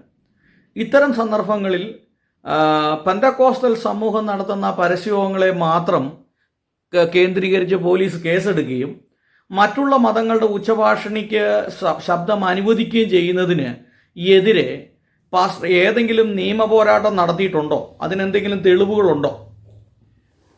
ഞങ്ങൾ ഇത്തരം കാര്യങ്ങളിലേക്ക് നമ്മുടെ ശ്രദ്ധ വരുവാൻ ഇടയായത് മൈക്കിന് അനുവാദം ലഭ്യമാകുന്ന ഇടങ്ങളിലെല്ലാം, പ്രത്യേകിച്ച് മെസ്സഞ്ചേഴ്സ് ഓഫ് ജീസസ് കേരളത്തിലെ 14 ജില്ലകളിലായി 14,000-ൽ പരം പരസ്യയോഗങ്ങൾ 1996 നവംബർ 24 മുതൽ ഇന്നലെ വരെയും, അതായത് 2025 ജൂൺ മാസം 2-ാം തീയതി വരെയും 14,000-ൽ പരം പരസ്യയോഗങ്ങൾ ഞങ്ങൾ നടത്തിയിട്ടുണ്ട്. അവിടെയെല്ലാം മൈക്ക് സാങ്ഷൻ ലഭ്യമാകുന്ന ഇടങ്ങളിൽ ഞങ്ങളത് വാങ്ങും. മൈക്ക് സാങ്ഷൻ സാങ്കേതികമായി കിട്ടുന്നില്ലെങ്കിൽ ചെറുമൈക്ക് ഉപയോഗിച്ച് മീറ്റിംഗ് നടത്തും. അതുപോലെ തന്നെ വിവിധ ഗ്രൂപ്പുകൾ, വ്യക്തികൾ, ചർച്ചുകൾ ഇവരെല്ലാം ഇങ്ങനെ മീറ്റിംഗ് നടത്താറുണ്ട്. അപ്പോൾ പല ആളുകളും ഇങ്ങനെ മീറ്റിംഗ് നടത്തുന്നവരെ അവിടെ ഒന്ന് തടസ്സപ്പെടുത്തുകയും കയ്യേറ്റം ചെയ്യുകയും അവരുടെ കയ്യിൽ നിന്ന് ബൈബിള് പിടിച്ച് കീറിക്കളയുകയും ലഘുലേഖകൾ പിടിച്ച് വാങ്ങുകയും ഒക്കെ ചെയ്യുന്ന അവസ്ഥകളും അവരെ ഉപദ്രവിക്കുന്ന അവസ്ഥകളും വരികയും പിന്നീട് പോലീസ് സ്റ്റേഷനിലേക്ക് വിളിച്ച് ഇവർ ഉച്ചഭാഷണി ഉപയോഗിച്ചു എന്ന് പറയുന്നു. അപ്പോൾ കൺട്രോൾ റൂമിലേക്ക് വിളിക്കുമ്പോൾ പോലീസ് അതിവേഗം വന്നു കഴിഞ്ഞിട്ട് ഇതുപോലെ പല ബുദ്ധിമുട്ടുണ്ടായപ്പോൾ കട്ടപ്പന പോലീസ് സ്റ്റേഷൻ പരിധിയിൽ കഴിഞ്ഞ 3 വർഷങ്ങൾക്കിടയിൽ 6 പ്രാവശ്യത്തിലധികം, എൻ്റെ ഓർമ്മ 7 പ്രാവശ്യമെന്നാണ്, അതിൽ എനിക്ക് 4 അനുഭവം എനിക്കുണ്ടായിട്ടുണ്ട്. ചെറുമൈക്ക് വെച്ച് പ്രസംഗിച്ചപ്പോൾ തന്നെ വിളിച്ചു പറഞ്ഞു പോലീസ് തിരുവനന്തപുരത്ത് വിളിച്ചതാണെന്ന് പറഞ്ഞ് വന്നപ്പോൾ ഞങ്ങൾ ചെറുമൈക്കാണ് അവിടെ എന്ത് ചെയ്യുന്നത്, പ്രവർത്തിപ്പിക്കുന്നത്. എന്നാൽ അടുത്തുള്ള ആളുകളെ അവർ വിളിച്ച് ചോദിച്ചപ്പോൾ പറഞ്ഞു ഞങ്ങൾക്ക് കുഴപ്പമില്ല, ഇത് ദൂരെ നിന്ന് ആരോ വിളിച്ചതാണ്. അപ്പോൾ ഇങ്ങനെയുള്ള വിഷയങ്ങളെപ്പറ്റി വന്നപ്പോഴുണ്ട് വിവിധ മലമുകളിൽ എല്ലാം ഉയരമുള്ള മലയുടെ മുകളിൽ കല്യാണസ്ഥലത്ത് നെരിയമ്പാറ കട്ടപ്പന സ്റ്റേഷൻ ബന്ധിയിലുള്ള സ്ഥലങ്ങളാണ്. അവിടെയെല്ലാം ഈ ഉച്ചഭാഷ ഉപയോഗിക്കുന്ന വിഷയം വന്നപ്പോൾ ഞങ്ങൾ ഈ കാര്യം പോലീസിൻ്റെ ശ്രദ്ധയിൽപ്പെടുത്തി ബഹുമാനപ്പെട്ട കട്ടപ്പന പോലീസ് ഇൻസ്പെക്ടർക്കും അതുപോലെ കട്ടപ്പന DYSPക്കും ഇടുക്കി ജില്ലാ പോലീസ് മേധാവിക്കും അതുകൂടാതെ സംസ്ഥാന DGPക്കും ആഭ്യന്തര സെക്രട്ടറിക്കും അടക്കം ഞങ്ങൾ നിരവധിയാകുന്ന പരാതികൾ ഇത് സംബന്ധിച്ച് കൊടുക്കുവാനിടയായി. അങ്ങനെ ആ പരാതിയൊക്കെ കൊടുത്തതിൻ്റെ അടിസ്ഥാനത്തിൽ അവിടുന്ന് മറുപടി ലഭിച്ചപ്പോൾ ഞങ്ങൾക്ക് ഒരു സംശയമുണ്ടായിരുന്നു. മുസ്ലിം പള്ളികളിൽ ഈ കോളാമ്പി വെക്കാൻ പറ്റുമോ, അതുകൂടാതെ ഹൈന്ദവ ക്ഷേത്രങ്ങളിൽ കോളാമ്പി വെക്കാൻ പറ്റുമോ? ബഹുമാനപ്പെട്ട DGP ഓഫീസിൽ നിന്നും ബന്ധപ്പെട്ട പോലീസ് അധികാരികളിൽ നിന്നും ലഭിച്ച മറുപടിയാണ് ഇവിടെ കാണുന്നത്. മുസ്ലിം പള്ളികളിലും അതുപോലെ തന്നെ ഹൈന്ദവ ക്ഷേത്രങ്ങളിലും ഒരു സ്ഥലത്തും ഈ കോളാമ്പി മാതൃകയിലുള്ള ഉച്ചഭാഷ ഉപയോഗിക്കാൻ പാടില്ല. എടുത്ത് ഞങ്ങൾ ചോദിച്ച ചോദ്യത്തിന് മറുപടി മുസ്ലിം മോസ്കുകളിലും ഹൈന്ദവ ക്ഷേത്രങ്ങളിലും ഈ നിരോധിത കോളാമ്പി അത് ഉപയോഗിക്കാൻ പാടില്ല എന്ന് DGP അദ്ദേഹത്തിൻ്റെ കത്തും ബന്ധപ്പെട്ട ഇടുക്കി ജില്ലാ പോലീസ് മേധാവി അടക്കം കട്ടപ്പന DYSP അടക്കമുള്ളവരുടെ കത്താണ്. ഇതിൻ്റെ അടിസ്ഥാനത്തിൽ ഇവിടെ 2 ഉയരമുള്ള മലകളിലിരിക്കുന്ന ക്ഷേത്രങ്ങളിലെ ബന്ധപ്പെട്ടവർക്ക് അല്ലാതെ ഏതൊക്കെ മലകളിലെ ക്ഷേത്രങ്ങളാണെന്ന് പറയാമോ? ഒന്ന്, കട്ടപ്പന പോലീസ് സ്റ്റേഷൻ്റെ പരിധിയിൽ ടൗണിനോട് ഏതാണ്ട് ഒരു 6 കിലോമീറ്റർ മാത്രം ചേർന്ന് നിൽക്കുന്ന കല്യാണത്തണ്ട് എന്ന് പറയുന്ന വളരെ ഉയരമുള്ള മലയിൽ ഈ ഉച്ചഭാഷ ഉപയോഗം പോലീസിൻ്റെ അന്വേഷണത്തിൽ ബോധ്യപ്പെടുകയും അവിടുത്തെ ബന്ധപ്പെട്ടവർക്ക് പോലീസ് ബഹുമാനപ്പെട്ട DGPയുടെ നിർദ്ദേശപ്രകാരം കൊടുത്ത നോട്ടീസിൻ്റെ കത്താണ് ഇത്. അടുത്തത് നമ്മുടെ നരിയമ്പാറ കോളേജ് മല, അവിടെയും ഈ നിരോധിത കോളാമ്പി ഉപയോഗിക്കുന്നതുമായി ബന്ധപ്പെട്ട് പോലീസ് അന്വേഷണം നടത്തി അവർക്ക് ഇത് നിർത്തിവെക്കണമെന്ന് പറഞ്ഞു കൊടുത്ത നോട്ടീസാണിത്. ഇത്തരം കാര്യങ്ങൾ നമ്മൾ ചെയ്യുവാൻ ഇടയായിട്ടുണ്ട്. അല്ല, നമ്മുടെ പെന്തക്കോസ്റ്റൽ സമൂഹത്തിൽ നിന്ന് ഇത്രയും ശക്തമായി പ്രതികരിക്കുന്ന മറ്റൊരു സംഘടന ഉണ്ട് എന്നെനിക്ക് തോന്നുന്നില്ല. ക്രിസ്ത്യൻ ഐക്യവേദി ഇത്രയും ശക്തമായി പ്രതികരിക്കുന്നതിൽ അത് വളരെ അഭിനന്ദനം അർഹിക്കുന്ന കാര്യമാണ്. അപ്പോൾ ഇനി നമ്മുടെ ഈ കേരളത്തിൽ മുഴുവൻ 23 ലക്ഷം പെന്തക്കോസ്തുകാരുണ്ട് എന്നാണ് ഒരു കണക്ക് പറയുന്നത്. അപ്പോൾ ഈ പെന്തക്കോസ്റ്റൽ സമൂഹത്തിൻ്റെ ഉന്നമനത്തിന് വേണ്ടിയിട്ടും നിയമപരമായ പോരാട്ടങ്ങൾക്ക് വേണ്ടിയിട്ടും ഏതൊക്കെ രീതിയിലാണ് പ്രവർത്തിക്കാനായിട്ട് ആഗ്രഹിക്കുന്നത്? അതോടൊപ്പം തന്നെ ഒരാൾക്ക് എന്തെങ്കിലും ശവക്കോട്ടയുടെ പ്രശ്നങ്ങളോ അല്ലെങ്കിൽ പള്ളി സംബന്ധമായ തർക്കങ്ങളോ സെമിത്തേരി സംബന്ധമായ തർക്കങ്ങളോ ഒക്കെ ഉണ്ടെങ്കിൽ എങ്ങനെയാണ് ഈ ക്രിസ്ത്യൻ ഐക്യവേദിയെ ബന്ധപ്പെടാനായിട്ട് സാധിക്കുന്നത്? ക്രിസ്ത്യൻ ഐക്യവേദി എന്ന് പറയുന്നത് സത്യത്തിൽ കട്ടപ്പനയിൽ 2010 ഇവിടെ ദ പെന്തക്കോസ്ത് മിഷൻ എന്നതായ ഒരു ചർച്ച കൂടെയുണ്ട്. അവരിലെ സെൻട്രലിൻ്റെ കൺവെൻഷനാണെന്നാണ് എൻ്റെ ഓർമ്മ. ആ മീറ്റിംഗ് നടക്കുമ്പോൾ അവർ ചില ആർച്ചുകൾ ഒക്കെ ഈ കട്ടപ്പന വെച്ചിരുന്നു. നിത്യതയിൽ വിശ്രമിക്കുന്ന ജയ്ബോയി എന്ന് പറയുന്ന ഒരു പാസ്റ്റർ ഇവിടെയുണ്ട്. അപ്പോൾ ഈ ആർച്ച് വെച്ചപ്പോൾ അത് ആരോ കത്തിക്കുകയും അതുപോലെ തന്നെ അന്ന് പോസ്റ്ററൊക്കെ ഒട്ടിക്കാൻ പോയ ഈ പാസ്റ്റർ ഉൾപ്പെടെയുള്ള ദ പെന്തക്കോസ്ത് മിഷൻ്റെ ആളുകളെ ഇവർ ഭീഷണിപ്പെടുത്തുകയും ഒക്കെ ചെയ്ത അവസ്ഥയുണ്ടായി. അപ്പോൾ ആ ജയ്ബോയി എന്ന് പറയുന്ന പാസ്റ്റർ, അദ്ദേഹത്തിന് എന്നെ സുവിശേഷവുമായി ബന്ധമുണ്ട്. അദ്ദേഹം ഞാനുമായി ബന്ധപ്പെട്ടു. അപ്പോൾ അവരുടെ ആർച്ച് ഇതുപോലെ കത്തിച്ച് കളഞ്ഞാൽ അവർ നിയമപരമായി പോകാനുള്ള ഒരുപാട് ബുദ്ധിമുട്ടുകളൊക്കെ ഉണ്ട്. അപ്പോൾ ഞാൻ പറഞ്ഞു, നമുക്കത് അധികാരികളെടുക്കണമെന്ന് അറിയിക്കണമല്ലോ. അപ്പോൾ മെസ്സഞ്ചേഴ്സ് ഓഫ് ജീസസ് എന്ന ടീമുണ്ടെങ്കിൽ ഇത്തരം കാര്യങ്ങളിൽ അങ്ങനെ പ്രതികരിക്കാറില്ല. അപ്പോൾ ഞാനിങ്ങനെ പറഞ്ഞു, വാസ എന്താ ചെയ്യുന്നത്? അപ്പോൾ അവിടെ പാറക്കടവിലുള്ള ഒരു TPMൻ്റെ ചർച്ചുണ്ട്. അവിടേക്ക് പോയി. അവിടെ കുറച്ച് പാസ്റ്റർമാരുണ്ടായിരുന്നു. അപ്പോൾ എന്നോട് ചോദിച്ചപ്പോൾ ഞാൻ പറഞ്ഞു പരാതി കൊടുക്കണം. അങ്ങനെ ഇരുന്നപ്പോൾ എന്തിൻ്റെ പേരിൽ കൊടുക്കും എന്നുള്ള ഒരു ചിന്തയിലേക്ക് വന്നപ്പോൾ മെസ്സഞ്ചേഴ്സ് ഓഫ് ജീസസ് രജിസ്റ്റർഡ് പ്രസ്ഥാനമാണെങ്കിലും അങ്ങനെ ഒരു പരാതിയായിട്ട് പോയിട്ടില്ല.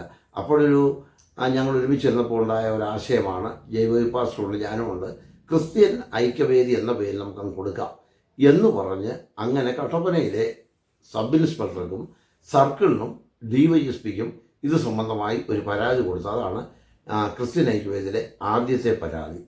തുടർന്ന് വിവിധ കോടിമത ആ ഭാഗത്ത് CPMൻ്റെ തന്നെ ഒരു ചർച്ച അവിടെയുണ്ട്. അവിടെ വഴിയുടെ വീതിയുടെ വിഷയവുമായി ബന്ധപ്പെട്ട് ചിലത് കൈവശപ്പെടുത്തുകയും അവിടെയോട്ട് ഭൂമി വിട്ടുകൊടുക്കുക തർക്കവും പ്രശ്നങ്ങളും ഒക്കെ വന്നു.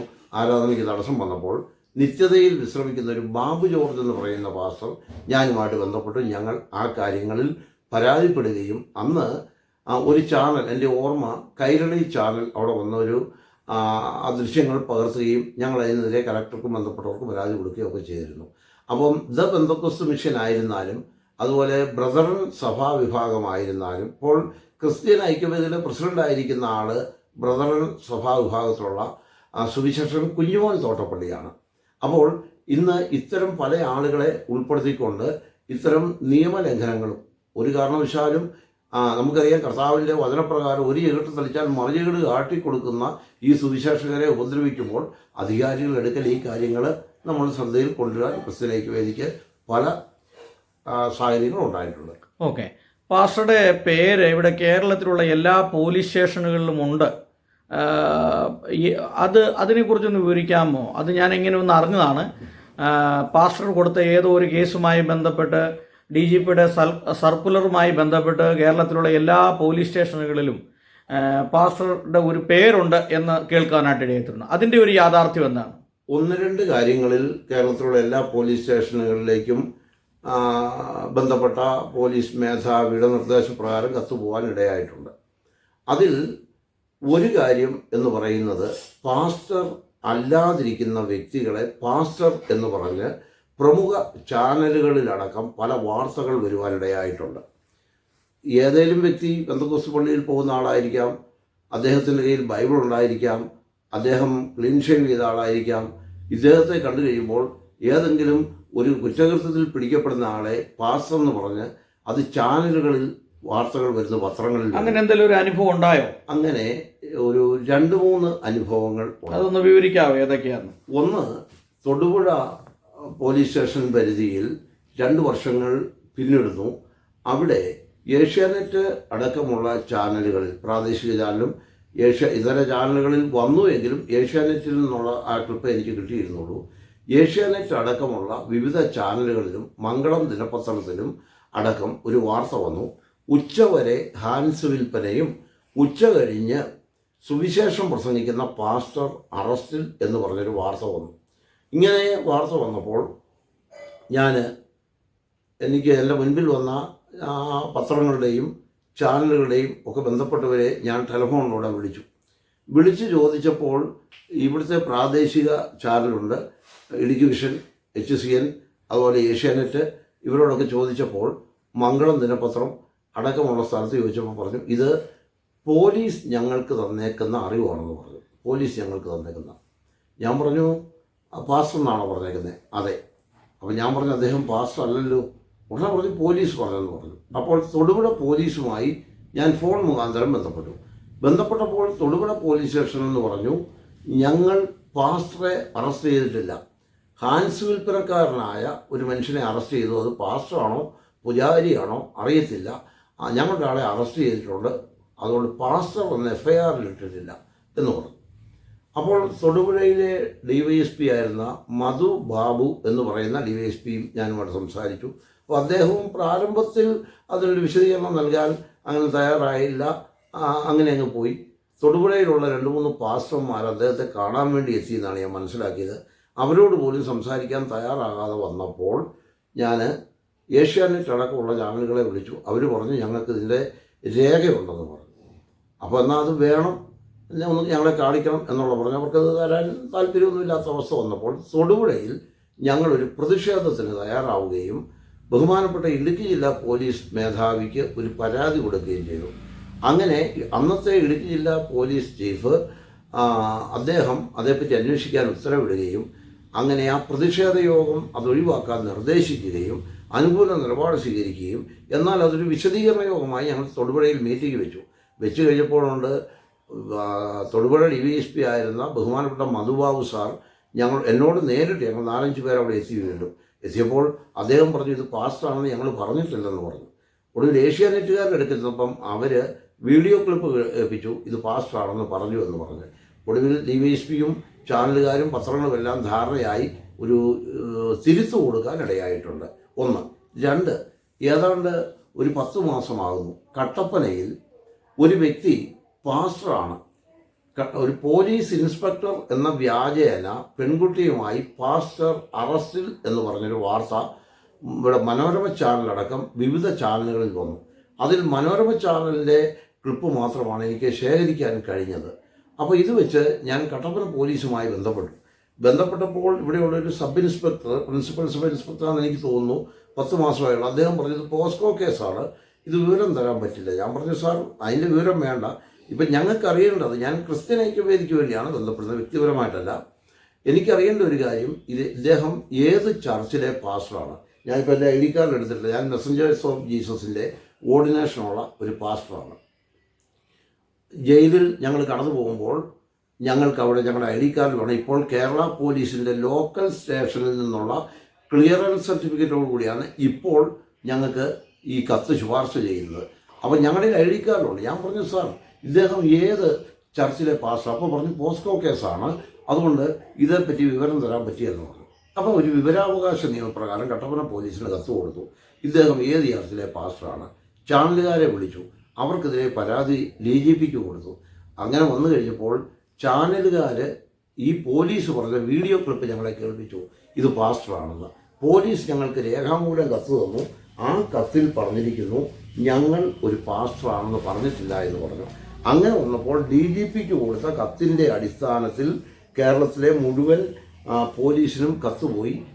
പാസ്റ്റർ എന്ന് പറഞ്ഞ് ഇനി ആരെയെങ്കിലും പോലീസ് അറിവ് കൊടുക്കുന്നെങ്കിൽ അതേത് ചർച്ചിലുള്ള പാസ്റ്ററാണ്, അവരുടെ ID കാർഡ് അത് രജിസ്റ്റേർഡ് പ്രസ്ഥാനമാണോ, ഇത് ഉറപ്പാക്കി മാത്രമേ അങ്ങനെ ഒരു വാർത്ത കൊടുക്കാവൂ എന്ന് പറയുകയും, അങ്ങനെ എനിക്ക് ഇടുക്കി DYSP ഓഫീസിൽ നിന്നും അതിൻ്റെ ഒരു കോപ്പി കേരള DGPക്ക് കൊടുത്ത കത്തിൻ്റെ അടിസ്ഥാനത്തിൽ കോപ്പി കിട്ടുകയും ചെയ്യാനിടയായി. ഈ സർക്കുലറും കേരളത്തിലെ പോലീസ് സ്റ്റേഷനിൽ എത്തിയിട്ടുണ്ട്. ഓക്കെ, അപ്പോൾ ഇപ്പോൾ ഏതൊക്കെ രീതിയിലാണ് പാസ്റ്ററുടെ സുവിശേഷ പ്രവർത്തനങ്ങൾ മുമ്പോട്ട് പോകുന്നത്? ഞങ്ങൾ പ്രധാനമായി ഓർമ്മപ്പെടുത്തിയതുപോലെ കവല പ്രസംഗങ്ങൾക്കാണ്. കൺവെൻഷൻ എന്നതിനേക്കാൾ കൺവെൻഷൻ നടത്തിയിട്ടുണ്ട്. എന്നാൽ ഒരു കാര്യം കൂടി ഇത് പറയാതിരിക്കാൻ കഴിയുന്നതല്ല. കട്ടപ്പന ഇപ്പോൾ മുനിസിപ്പാലിറ്റിയാണ്. ഈ കട്ടപ്പന മുനിസിപ്പാലിറ്റിയിൽ കുറച്ച് വർഷങ്ങൾക്ക് മുൻപ്, അത് പഞ്ചായത്ത് ആയിരുന്ന സമയത്ത്, അതിൻ്റെ പിറ്റേ വർഷം മുനിസിപ്പാലിറ്റി ആകുന്നു, അതിൻ്റെ തൊട്ട് തലേ വർഷം ഞങ്ങൾ ഇവിടെ ഒരു കൺവെൻഷൻ നടത്തി. ആ കൺവെൻഷൻ നടത്തിയപ്പോൾ ഇവിടെ ഒരു ഹർത്താൽ, 3-ാം ദിവസം ഒരു ഹർത്താൽ പ്രഖ്യാപിക്കപ്പെട്ടു. ഇവിടെയല്ല, കേരള വ്യാപകമായി ഇടതുപക്ഷ ജനാധിപത്യ മുന്നണിയുടെ ഒരു ഹർത്താലാണ്. അപ്പോൾ ഞങ്ങളുടെ മീറ്റിങ്ങിൻ്റെ 3-ാം ദിവസമാണ്. അപ്പോൾ വളരെ ആളുകളൊക്കെ വരികയൊക്കെ ചെയ്യുന്നതാണ്. മെസ്സഞ്ചേഴ്സ് ഓഫ് ജീസസിൻ്റെ മീറ്റിംഗാണ്. അപ്പോൾ ഞാൻ ആ വിഷയവുമായി ബന്ധപ്പെട്ട് ഇടതുപക്ഷ നേതാക്കളെ ഒന്ന് ബന്ധപ്പെട്ട്, ഞങ്ങളുടെ മീറ്റിംഗാണ്, പ്രത്യേകിച്ച് ജയിലുകളിൽ പ്രവർത്തിക്കുന്ന സംഘടനയാണ്. 14 ജില്ലയിലുള്ള ഈ പ്രതിനിധികളുണ്ട്, ID കാർഡ് ഉള്ള ആളുകളാണ്. അവരൊക്കെ വരും, മറ്റുള്ള ആളുകൾ വരും. ഞങ്ങൾക്കിത് മാറ്റി വെക്കാൻ പറ്റുന്ന കാര്യമല്ല. അപ്പോൾ അന്ന് ഇവിടെ CPMൻ്റെ ജില്ലാ സെക്രട്ടറി ആയിരിക്കുന്നത് സഖാവ് KK ജയചന്ദ്രനാണ്. അദ്ദേഹത്തോട് പറഞ്ഞ് എനിക്കതേപ്പറ്റി പറയാൻ കഴിയുകയില്ല, അതുകൊണ്ട് നിങ്ങൾ പാർട്ടിയായിട്ട് ബന്ധപ്പെടാൻ വേണ്ടി പറഞ്ഞു. ഞാനങ്ങനെ ഇന്നത്തെ മുഖ്യമന്ത്രി സഖാവ് പിണറായി വിജയൻ പാർട്ടിയുടെ നേതാവാണ്, അദ്ദേഹത്തെ ഞാൻ ഫോണിൽ ബന്ധപ്പെട്ടു. അദ്ദേഹത്തോട് ഞാൻ പറഞ്ഞു, ഞങ്ങളുടെ ഈ ടീമിൻ്റെ സ്റ്റേറ്റ് ലെവലിലുള്ള ഒരു മീറ്റിംഗാണ് നടക്കുന്നത്, അതുകൊണ്ട് അന്ന് ആ ഹർത്താൽ ഈ മേഖല ഒന്ന് മാറ്റി തരണമെന്ന് പറഞ്ഞു. അപ്പോൾ അദ്ദേഹം പറഞ്ഞു, ഞാൻ തന്നെയായിട്ട് പറയാൻ പറ്റില്ല, അതുകൊണ്ട് അതിൻ്റെ മറ്റ് നേതാക്കളുണ്ട്, CPIയുടെ നേതാവിനോട് ബന്ധപ്പെടണം എന്ന് പറഞ്ഞ് പന്നിയൻ രവീന്ദ്രൻ, CPIയുടെ സ്റ്റേറ്റ് സെക്രട്ടറി, ഞാൻ അദ്ദേഹത്തെ വിളിച്ചു. മൺമറഞ്ഞു പോയ ഉടവൂർ വിജയൻ എൻ്റെ ഒരു സ്നേഹിതനാണ്, അദ്ദേഹത്തെ ഞാൻ വിളിച്ച് സംസാരിക്കാൻ ഇടയായി. മാത്യു T. തോമസ് ജനതാദളിൻ്റെ നേതാവാണ്, അദ്ദേഹത്തെ വിളിക്കാനിടയായി. അങ്ങനെ ഏതായാലും ആ കാര്യങ്ങൾ പറഞ്ഞ് പിറ്റേ ദിവസം നടക്കേണ്ടുന്ന ആ ഹർത്താൽ കട്ടപ്പനയിൽ മെസ്സഞ്ചേഴ്സ് ഓഫ് ജീസസിൻ്റെ നേതൃത്വത്തിൽ ആ കൺവെൻഷൻ നടക്കുന്നതുകൊണ്ട് പാസ്റ്റർ K. എബ്രഹാമാണ് അന്ന് പ്രസംഗിക്കുന്നത്. അതുകൊണ്ട് MM മണി എന്ന CPMൻ്റെ നേതാവ് കട്ടപ്പനയിൽ അവരുടെ മീറ്റിംഗ് വെച്ചിട്ട് പറഞ്ഞു, നാളെ ഈ പഞ്ചായത്തിലെ LDFൻ്റെ ഹർത്താലിൽ നിന്ന് ഒഴിവാക്കി ഇവരുടെ കൺവെൻഷൻ നടക്കുന്നുണ്ട് എന്ന് പറയാൻ ഇടയായി. ഒരുപക്ഷേ കേരളത്തിൽ അങ്ങനെ മറ്റു പലയിടത്തും ഉണ്ടായി കാണാം, എനിക്കറിയത്തില്ല. എങ്കിൽ പോലും ഒരു ഹർത്താൽ മാറ്റി വെച്ചുകൊണ്ട് പെന്തക്കോസ്ത് സഭാ വിഭാഗത്തിൻ്റെ കൺവെൻഷൻ നടന്നത് എൻ്റെ അറിവിൽ കട്ടപ്പനയിലാണ്. ആ നിലയിൽ നമ്മൾ കൺവെൻഷൻ നടത്തിയിട്ടുണ്ടെങ്കിലും ഇപ്പോൾ ഈ കൺവെൻഷൻ ഇങ്ങനെ നടത്തുന്നതിനോട് എൻ്റെ വ്യക്തിപരമായ അഭിപ്രായത്തിൽ എനിക്കൊരു താല്പര്യവുമില്ല. കവലകളിലെ പ്രസംഗങ്ങൾ പരമാവധി നമ്മൾ ചെയ്യുന്നു, 2-3 പേര് കൂടി വരുന്നിടത്തൊക്കെ ആണെങ്കിലും ചെറുവൈക്കും മൈക്ക് സാക്ഷൻ്റെ ലഭ്യത അനുസരിച്ച് ആ നിലയിലും ഒക്കെ ദൈവോധനം വിളിച്ചറിയിക്കുകയാണ്. ഇപ്പോൾ കഴിഞ്ഞ 2021 ജനുവരി 1 മുതൽ ഇന്നലെ വരെ, ഇന്നും ഇത് കഴിഞ്ഞൊരു പരസ്യയോഗത്തിലേക്കാണ് പോകുന്നത്. ദൈവാനുഗ്രഹത്താൽ 4 വർഷവും 5 മാസവും ഇന്നലെ വരെ 2 ദിവസവും എല്ലാ ദിവസവും ഒരു ദിവസം ഒരു സ്ഥലത്തെങ്കിലും പരസ്യമായി യേശുവിനെ പറ്റി പറയാൻ ദൈവം ഇടയാക്കുന്നപ്പോൾ പ്രധാനമായും ഞങ്ങൾ ചെയ്യുന്നത് പരസ്യവും. രണ്ടാമത്തെ വിഷയം എന്ന് പറയുന്നത് ജയിലുകളിലെ മീറ്റിംഗാണ്. അടുത്ത ഞായറാഴ്ച പൂജപ്പുര ജയിലിലാണ് മീറ്റിങ്ങിന് ഞാൻ കടന്നു പോകുന്നത്. പൂജപ്പുര ജയിലിലാണ്, ഇപ്പം എല്ലാ ജയിലിലും ഇല്ല. അതിൻ്റെ പിന്നത്തെ ഞായറാഴ്ച പീരുമേട് ജയിലിലാണ് ഞങ്ങൾക്ക് പെർമിഷൻ ഉള്ളത്. അപ്പോൾ ഇപ്പോൾ പല ജയിലിലും സാങ്കേതിക തടസ്സമുണ്ടെങ്കിലും ഞങ്ങൾക്ക് അനുവാദമുള്ള ജയിലുകളിൽ പോയും അന്തേവാസികൾക്കിടയിൽ ദൈവവചനം അറിയിക്കുന്നു, പരസ്യവും ഞങ്ങൾ നടത്തുന്നു. ഇത് ഞങ്ങളുടെ പ്രധാനപ്പെട്ട ഒരു സുവിശേഷ പ്രവർത്തനമാണ്. ഓക്കെ, ഇനി എന്താണ് പാസ്റ്ററുടെ ഭാവി പദ്ധതികളൊക്കെ എന്താണ്? ഭാവി പദ്ധതി എന്ന് പറയുന്നത് ബൈബിളിൽ പറഞ്ഞിരിക്കുന്നത് പോലെ കർത്താവായ യേശുവിൻ്റെ മടങ്ങിവരവ് ഏറ്റവും അടുത്തിരിക്കുകയാണ്. എന്നോട് സാറ് ചോദിച്ച ചോദ്യം പോലെ കേരളത്തിൽ 23 ലക്ഷം, അതിന് എത്രയും ആയിക്കൊള്ളട്ടെ, അതിൽ കൂടാം, അതിൽ കുറയാം. പ്രത്യേകിച്ച് കേരളത്തിൽ പത്തനംതിട്ട ജില്ല ഏറ്റവും കൂടുതൽ പെന്തക്കോസ്ത് വിശ്വാസികളുള്ള ഒരു ജില്ലയാണ്. അത് അവിടുത്തെ രാഷ്ട്രീയ കക്ഷികൾക്കും അറിയാം. അപ്പം അതുപോലെ ഇപ്പോഴൊരു തെരഞ്ഞെടുപ്പ് നടക്കുന്ന മലപ്പുറം ജില്ലയിലെ നിലമ്പൂർ പെന്തക്കോസ്തുകാർ വ്യാപകമായിട്ടുള്ള മേഖലയാണ്. പക്ഷേ ഒരു കാര്യം ഞാൻ മനസ്സിലാക്കിയെടുത്തോളം, അത് ഞാൻ പറയുന്നതിൽ തുറന്നു പറയുന്നതാണ്, നമ്മുടെ ആളുകൾ തമ്മിൽ ഒരൈക്യമില്ലാത്ത ഒരവസ്ഥ ഉണ്ട്. ഞാൻ ഇന്നത്തെ കേരള മുഖ്യമന്ത്രിയുമായി ഞങ്ങൾ 2-3 പേര് ഒരു പ്രാവശ്യം ഈ ജയിലിലെ മീറ്റിങ്ങുമായി ബന്ധപ്പെട്ടും മറ്റു പല കാര്യങ്ങളുമായിട്ട് ബന്ധപ്പെട്ടപ്പോൾ അദ്ദേഹം, ഞാൻ ഉൾപ്പെടെ ഒരു 2-3 പേര് സുവിശേഷകരോട് പറഞ്ഞൊരു കാര്യം, നിങ്ങൾക്ക് തമ്മിൽ ഒരൈക്യമില്ല എന്ന് അദ്ദേഹം പറഞ്ഞു. അത് എൻ്റെ ഒരു അനുഭവത്തിൽ ഞാനത് നോക്കുമ്പോൾ അത് ഒരു യാഥാർത്ഥ്യമായിട്ടും എനിക്ക് തോന്നുന്നുണ്ട്. ഇവിടെ നമ്മൾ ദ പെന്തക്കോസ്ത് മിഷൻ എന്നോ ബ്രദറിനെന്നോ അല്ലെങ്കിൽ IPC എന്നോ ചർച്ച് ഓഫ് ഗോഡ് എന്നോ ഒന്നും ഉള്ളതായ പേരിൻ്റെ ആ കാര്യങ്ങൾ നോക്കാതെ യേശുവിൻ്റെ നാമനിമിത്തം IPCയിൽപ്പെട്ട ഒരാളെയാണ് ഒരിടത്തൊരു ഉപദ്രവം നേരിട്ടതെങ്കിൽ അത് അസംബ്ലീസ് ഓഫ് ഗോഡുകാരനും ആ കാര്യത്തിൽ പ്രാർത്ഥനാപൂർവം അത് പ്രതികരിക്കേണ്ടതായിട്ടുണ്ട്. കർത്താവിൻ്റെ മടങ്ങിവരവ് ഏറ്റവും അടുത്തിരിക്കുന്നു. ലോക സംഭവങ്ങൾ അത് വിളിച്ചറിയിച്ചു കൊണ്ടിരിക്കുകയാണ്. ഇതുപോലെ ആത്മഹത്യ പെരുകിയ ഒരു കാലഘട്ടം ഉണ്ടായിട്ടില്ല. അതേപ്പറ്റി ഞാൻ പറയുമ്പോൾ ഈ കഴിഞ്ഞ വർഷം കണ്ണൂർ ADM-ആയിരുന്ന, ഞാൻ പേര് തന്നെ പറയുന്നു, വാർത്തകളൊക്കെ ചാനലിൽ വന്നതിൻ്റെ അടിസ്ഥാനത്തിൽ, നവീൻ ബാബു, അദ്ദേഹം ഒരു നല്ല ഓഫീസറായിട്ടാണ് പലരും എന്നോടും പറഞ്ഞത്. അദ്ദേഹം ആത്മഹത്യ ചെയ്തു. എന്തോ ചെറിയ വാക്കിൻ്റെ പേരിലാണ് അദ്ദേഹം ആത്മഹത്യ ചെയ്തു. എന്നാൽ ബൈബിളിലെ ഒരു വാക്യം ഇങ്ങനെയാണ്, എൻ്റെ ആഗ്രഹമാണെന്ന് ഞാൻ പറയുന്നത്, ഈ സുവിശേഷം എല്ലാവരെയും അറിയിക്കണം. നവീൻ ബാബുവിനെ പോലെ വിദ്യാസമ്പന്നന്മാരടക്കം ആത്മഹത്യ ചെയ്യുമ്പോൾ ബൈബിൾ പറയുന്നു ഇയ്യോബിൻ്റെ പുസ്തകത്തിൽ, എന്നാൽ ദുഷ്ടന്മാരുടെ കണ്ണ് മങ്ങിപ്പോകും, ശരണം അവർക്ക് പോയി പോകും, പ്രാണനെ വിടുന്നതത്രേ അവർക്കുള്ള പ്രത്യാശ. അപ്പോൾ ഒരു മനുഷ്യൻ സർവ്വലോകവും നേടുകയും തൻ്റെ ആത്മാവിനെ നഷ്ടമാക്കുകയും ചെയ്താൽ അവന് എന്ത് പ്രയോജനം? അതുകൊണ്ട് ആത്മരക്ഷയ്ക്ക് വേണ്ടി ജയിലറയിൽ കിടക്കുന്നവരോടും സാധാരണക്കാരോടും അതുകൂടാതെ ഈ ഉന്നതരായ ഉദ്യോഗസ്ഥരോടും യേശുവിനെ പറ്റി പറയുക എന്നുള്ളതാണ് എൻ്റെ ഒരു ആഗ്രഹം. 2, ഇതുപോലെ കുടുംബ ബന്ധങ്ങൾ തകർന്നടിഞ്ഞിരിക്കുന്ന ഒരു കാലമില്ല. ഒരു കാലമില്ല. ഇത് യേശുവിലൂടെ അല്ലാതെ ഇതിനൊരു ഉദ്ധാരണം വരുവാൻ കഴിയുന്നതുമല്ല. അപ്പോൾ അതുകൊണ്ട് ബൈബിളിൽ പറഞ്ഞിരിക്കുന്നതായ ഒരു കാര്യം, ഇത് ലോത്തിൻ്റെ കാലം, ഇത് നോഹയുടെ കാലം. ബൈബിളിലെ ആ വാക്യം ഞാൻ പറയുമ്പോൾ തന്നെ കേരളത്തിലെ ബഹുമാനപ്പെട്ട സംസ്ഥാനത്തെ ലോ ആൻഡ് ഓർഡർ DGPയെ ഉദ്ധരിച്ചുകൊണ്ട് ഞാൻ കാര്യം പറയുന്നു.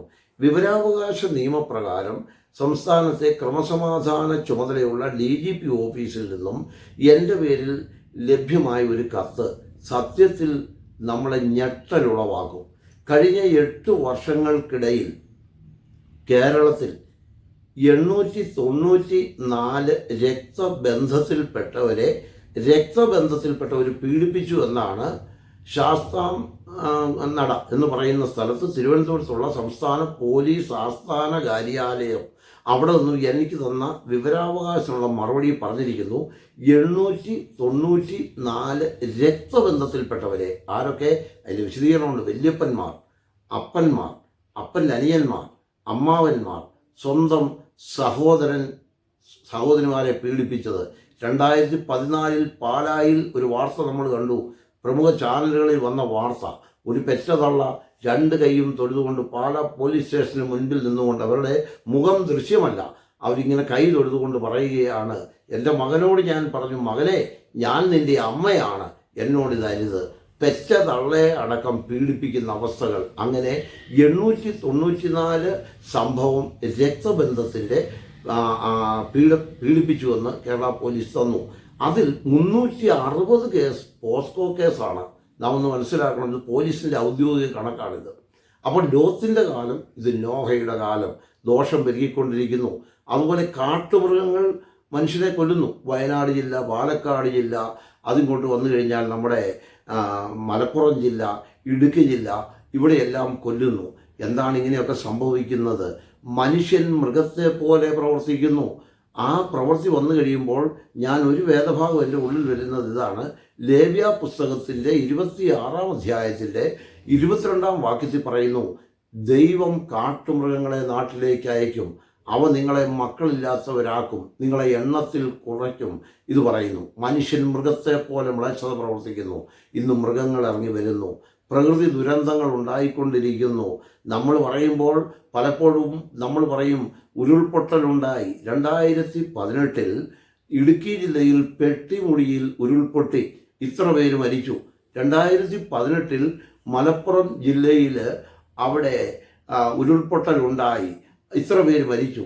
2018 വയനാട് ജില്ലയിൽ പുത്തുമലയിൽ ഉരുൾപൊട്ടലുണ്ടായി, കവളപ്പാറയിലാണ് മലപ്പുറം. അങ്ങനെ കൂട്ടിക്കലിൽ 2021 ഉരുൾപൊട്ടലുണ്ടായി, ഇത്ര പേര് മരിച്ചു.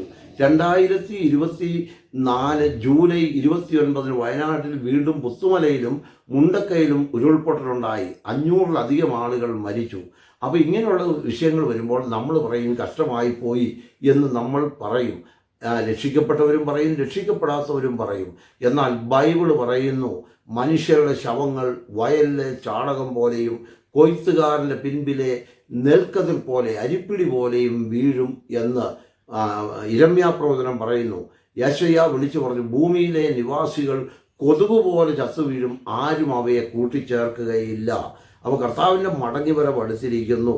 നമുക്കറിയാം, മുണ്ടക്കൈ ചൂരൽമല പ്രദേശത്ത് അവിടെ 500-ലധികം ആളുകൾ മരിച്ചപ്പോൾ കരസേന, നാവികസേന, വ്യോമസേന, ഇതുകൂടാതെ കേരള പോലീസ്, ഫയർഫോഴ്സ്, സന്നദ്ധ പ്രവർത്തകരൊക്കെ അവിടെ എത്തിയെങ്കിലും പലരുടെയും മൃതശരീരം പൂർണ്ണമായി കിട്ടിയില്ല. യെശയ്യാ പ്രവചനം പറയുന്നത്, ഭൂമിയിലെ നിവാസികൾ കൊതുക് പോലെ ചത്തുപോകും, ആരും അവരെ കൂട്ടിച്ചേർക്കയില്ല. യേശുവിൻ്റെ മടങ്ങിവരവ് അടുത്തിരിക്കുന്നു. ഇതിനിടയിൽ അനവധി ആളുകൾ സമ്പത്തുണ്ടാക്കാനുള്ള ഒരോട്ടത്തിൽ ഓടിക്കൊണ്ടിരിക്കുകയാണ്. ബാങ്കുകളിൽ പൈസ സ്വരൂപിച്ച് വയ്ക്കണം, അതിനുവേണ്ടിയുള്ള ഓട്ടം പലരും ഓടിക്കൊണ്ടിരിക്കുമ്പോൾ ബൈബിൾ വളരെ വ്യക്തമായി പറയുന്ന ഒരു സന്ദേശത്തോടുകൂടി എൻ്റെ വാക്കുകൾ നിർത്തുന്നു. ജീവപുസ്തകത്തിൽ പേരെഴുതി കാണാത്ത ഏവനെയും തീപ്പൊയ്കയിൽ തള്ളിയിടും. എനിക്ക് ലാഭമായിരുന്നതെല്ലാം ഛേദമെന്നെണ്ണിയെന്ന് പൗലോസ്ലീഹ പറയുവാൻ ഇടയായി. അതുകൊണ്ട് മരണം നിശ്ചയമാണ്, സമയം ആർക്കും അറിയത്തില്ല. കർത്താവിൻ്റെ മടങ്ങിവരവ് അടുത്തു.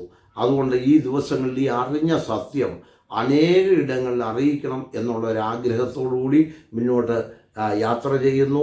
ഈ സത്യം അറിഞ്ഞ അനേകർ വലിയ കൺവെൻഷനും, അതുകൂടാതെ ഞാൻ ആരെയും കുറ്റപ്പെടുത്തുന്നതല്ല, മാസയോഗങ്ങളും ഇതൊന്നുമല്ല, ബാങ്കിൽ ലക്ഷക്കണക്കിന് രൂപ കൂട്ടിയിടുന്നതല്ല, നശിച്ചു പോകുന്നതായ അനേക ആളുകളെ നരകാഗ്നിയിൽ നിന്ന് നിത്യജീവനിലേക്ക് കൊണ്ടുവരുവാൻ നമ്മളാൽ കഴിയും വിധത്തിൽ 5 താലന്ത്, 2 താലന്ത്, 1 താലന്ത്, അതിൽ 5 താലന്ത് പോലെ 2 താലന്ത് പോലെ നമുക്ക് നല്ല വ്യാപാരം ചെയ്യാം എന്ന ആഹ്വാനത്തോടുകൂടി എൻ്റെ വാക്കുകൾ ഞാൻ നിർത്തുന്നു. അപ്പോൾ ഇത്രയും സമയം പാസ്റ്റർ ഈ ചാനലിനോട് പാസ്റ്ററുടെ ഇൻ്റർവ്യൂവിലൂടെ സംസാരിച്ചിട്ടുള്ള നന്ദി അറിയിക്കുന്നു. പാസ്റ്റർ, ദൈവം ധാരാളമായിട്ട് അനുഗ്രഹിക്കട്ടെ.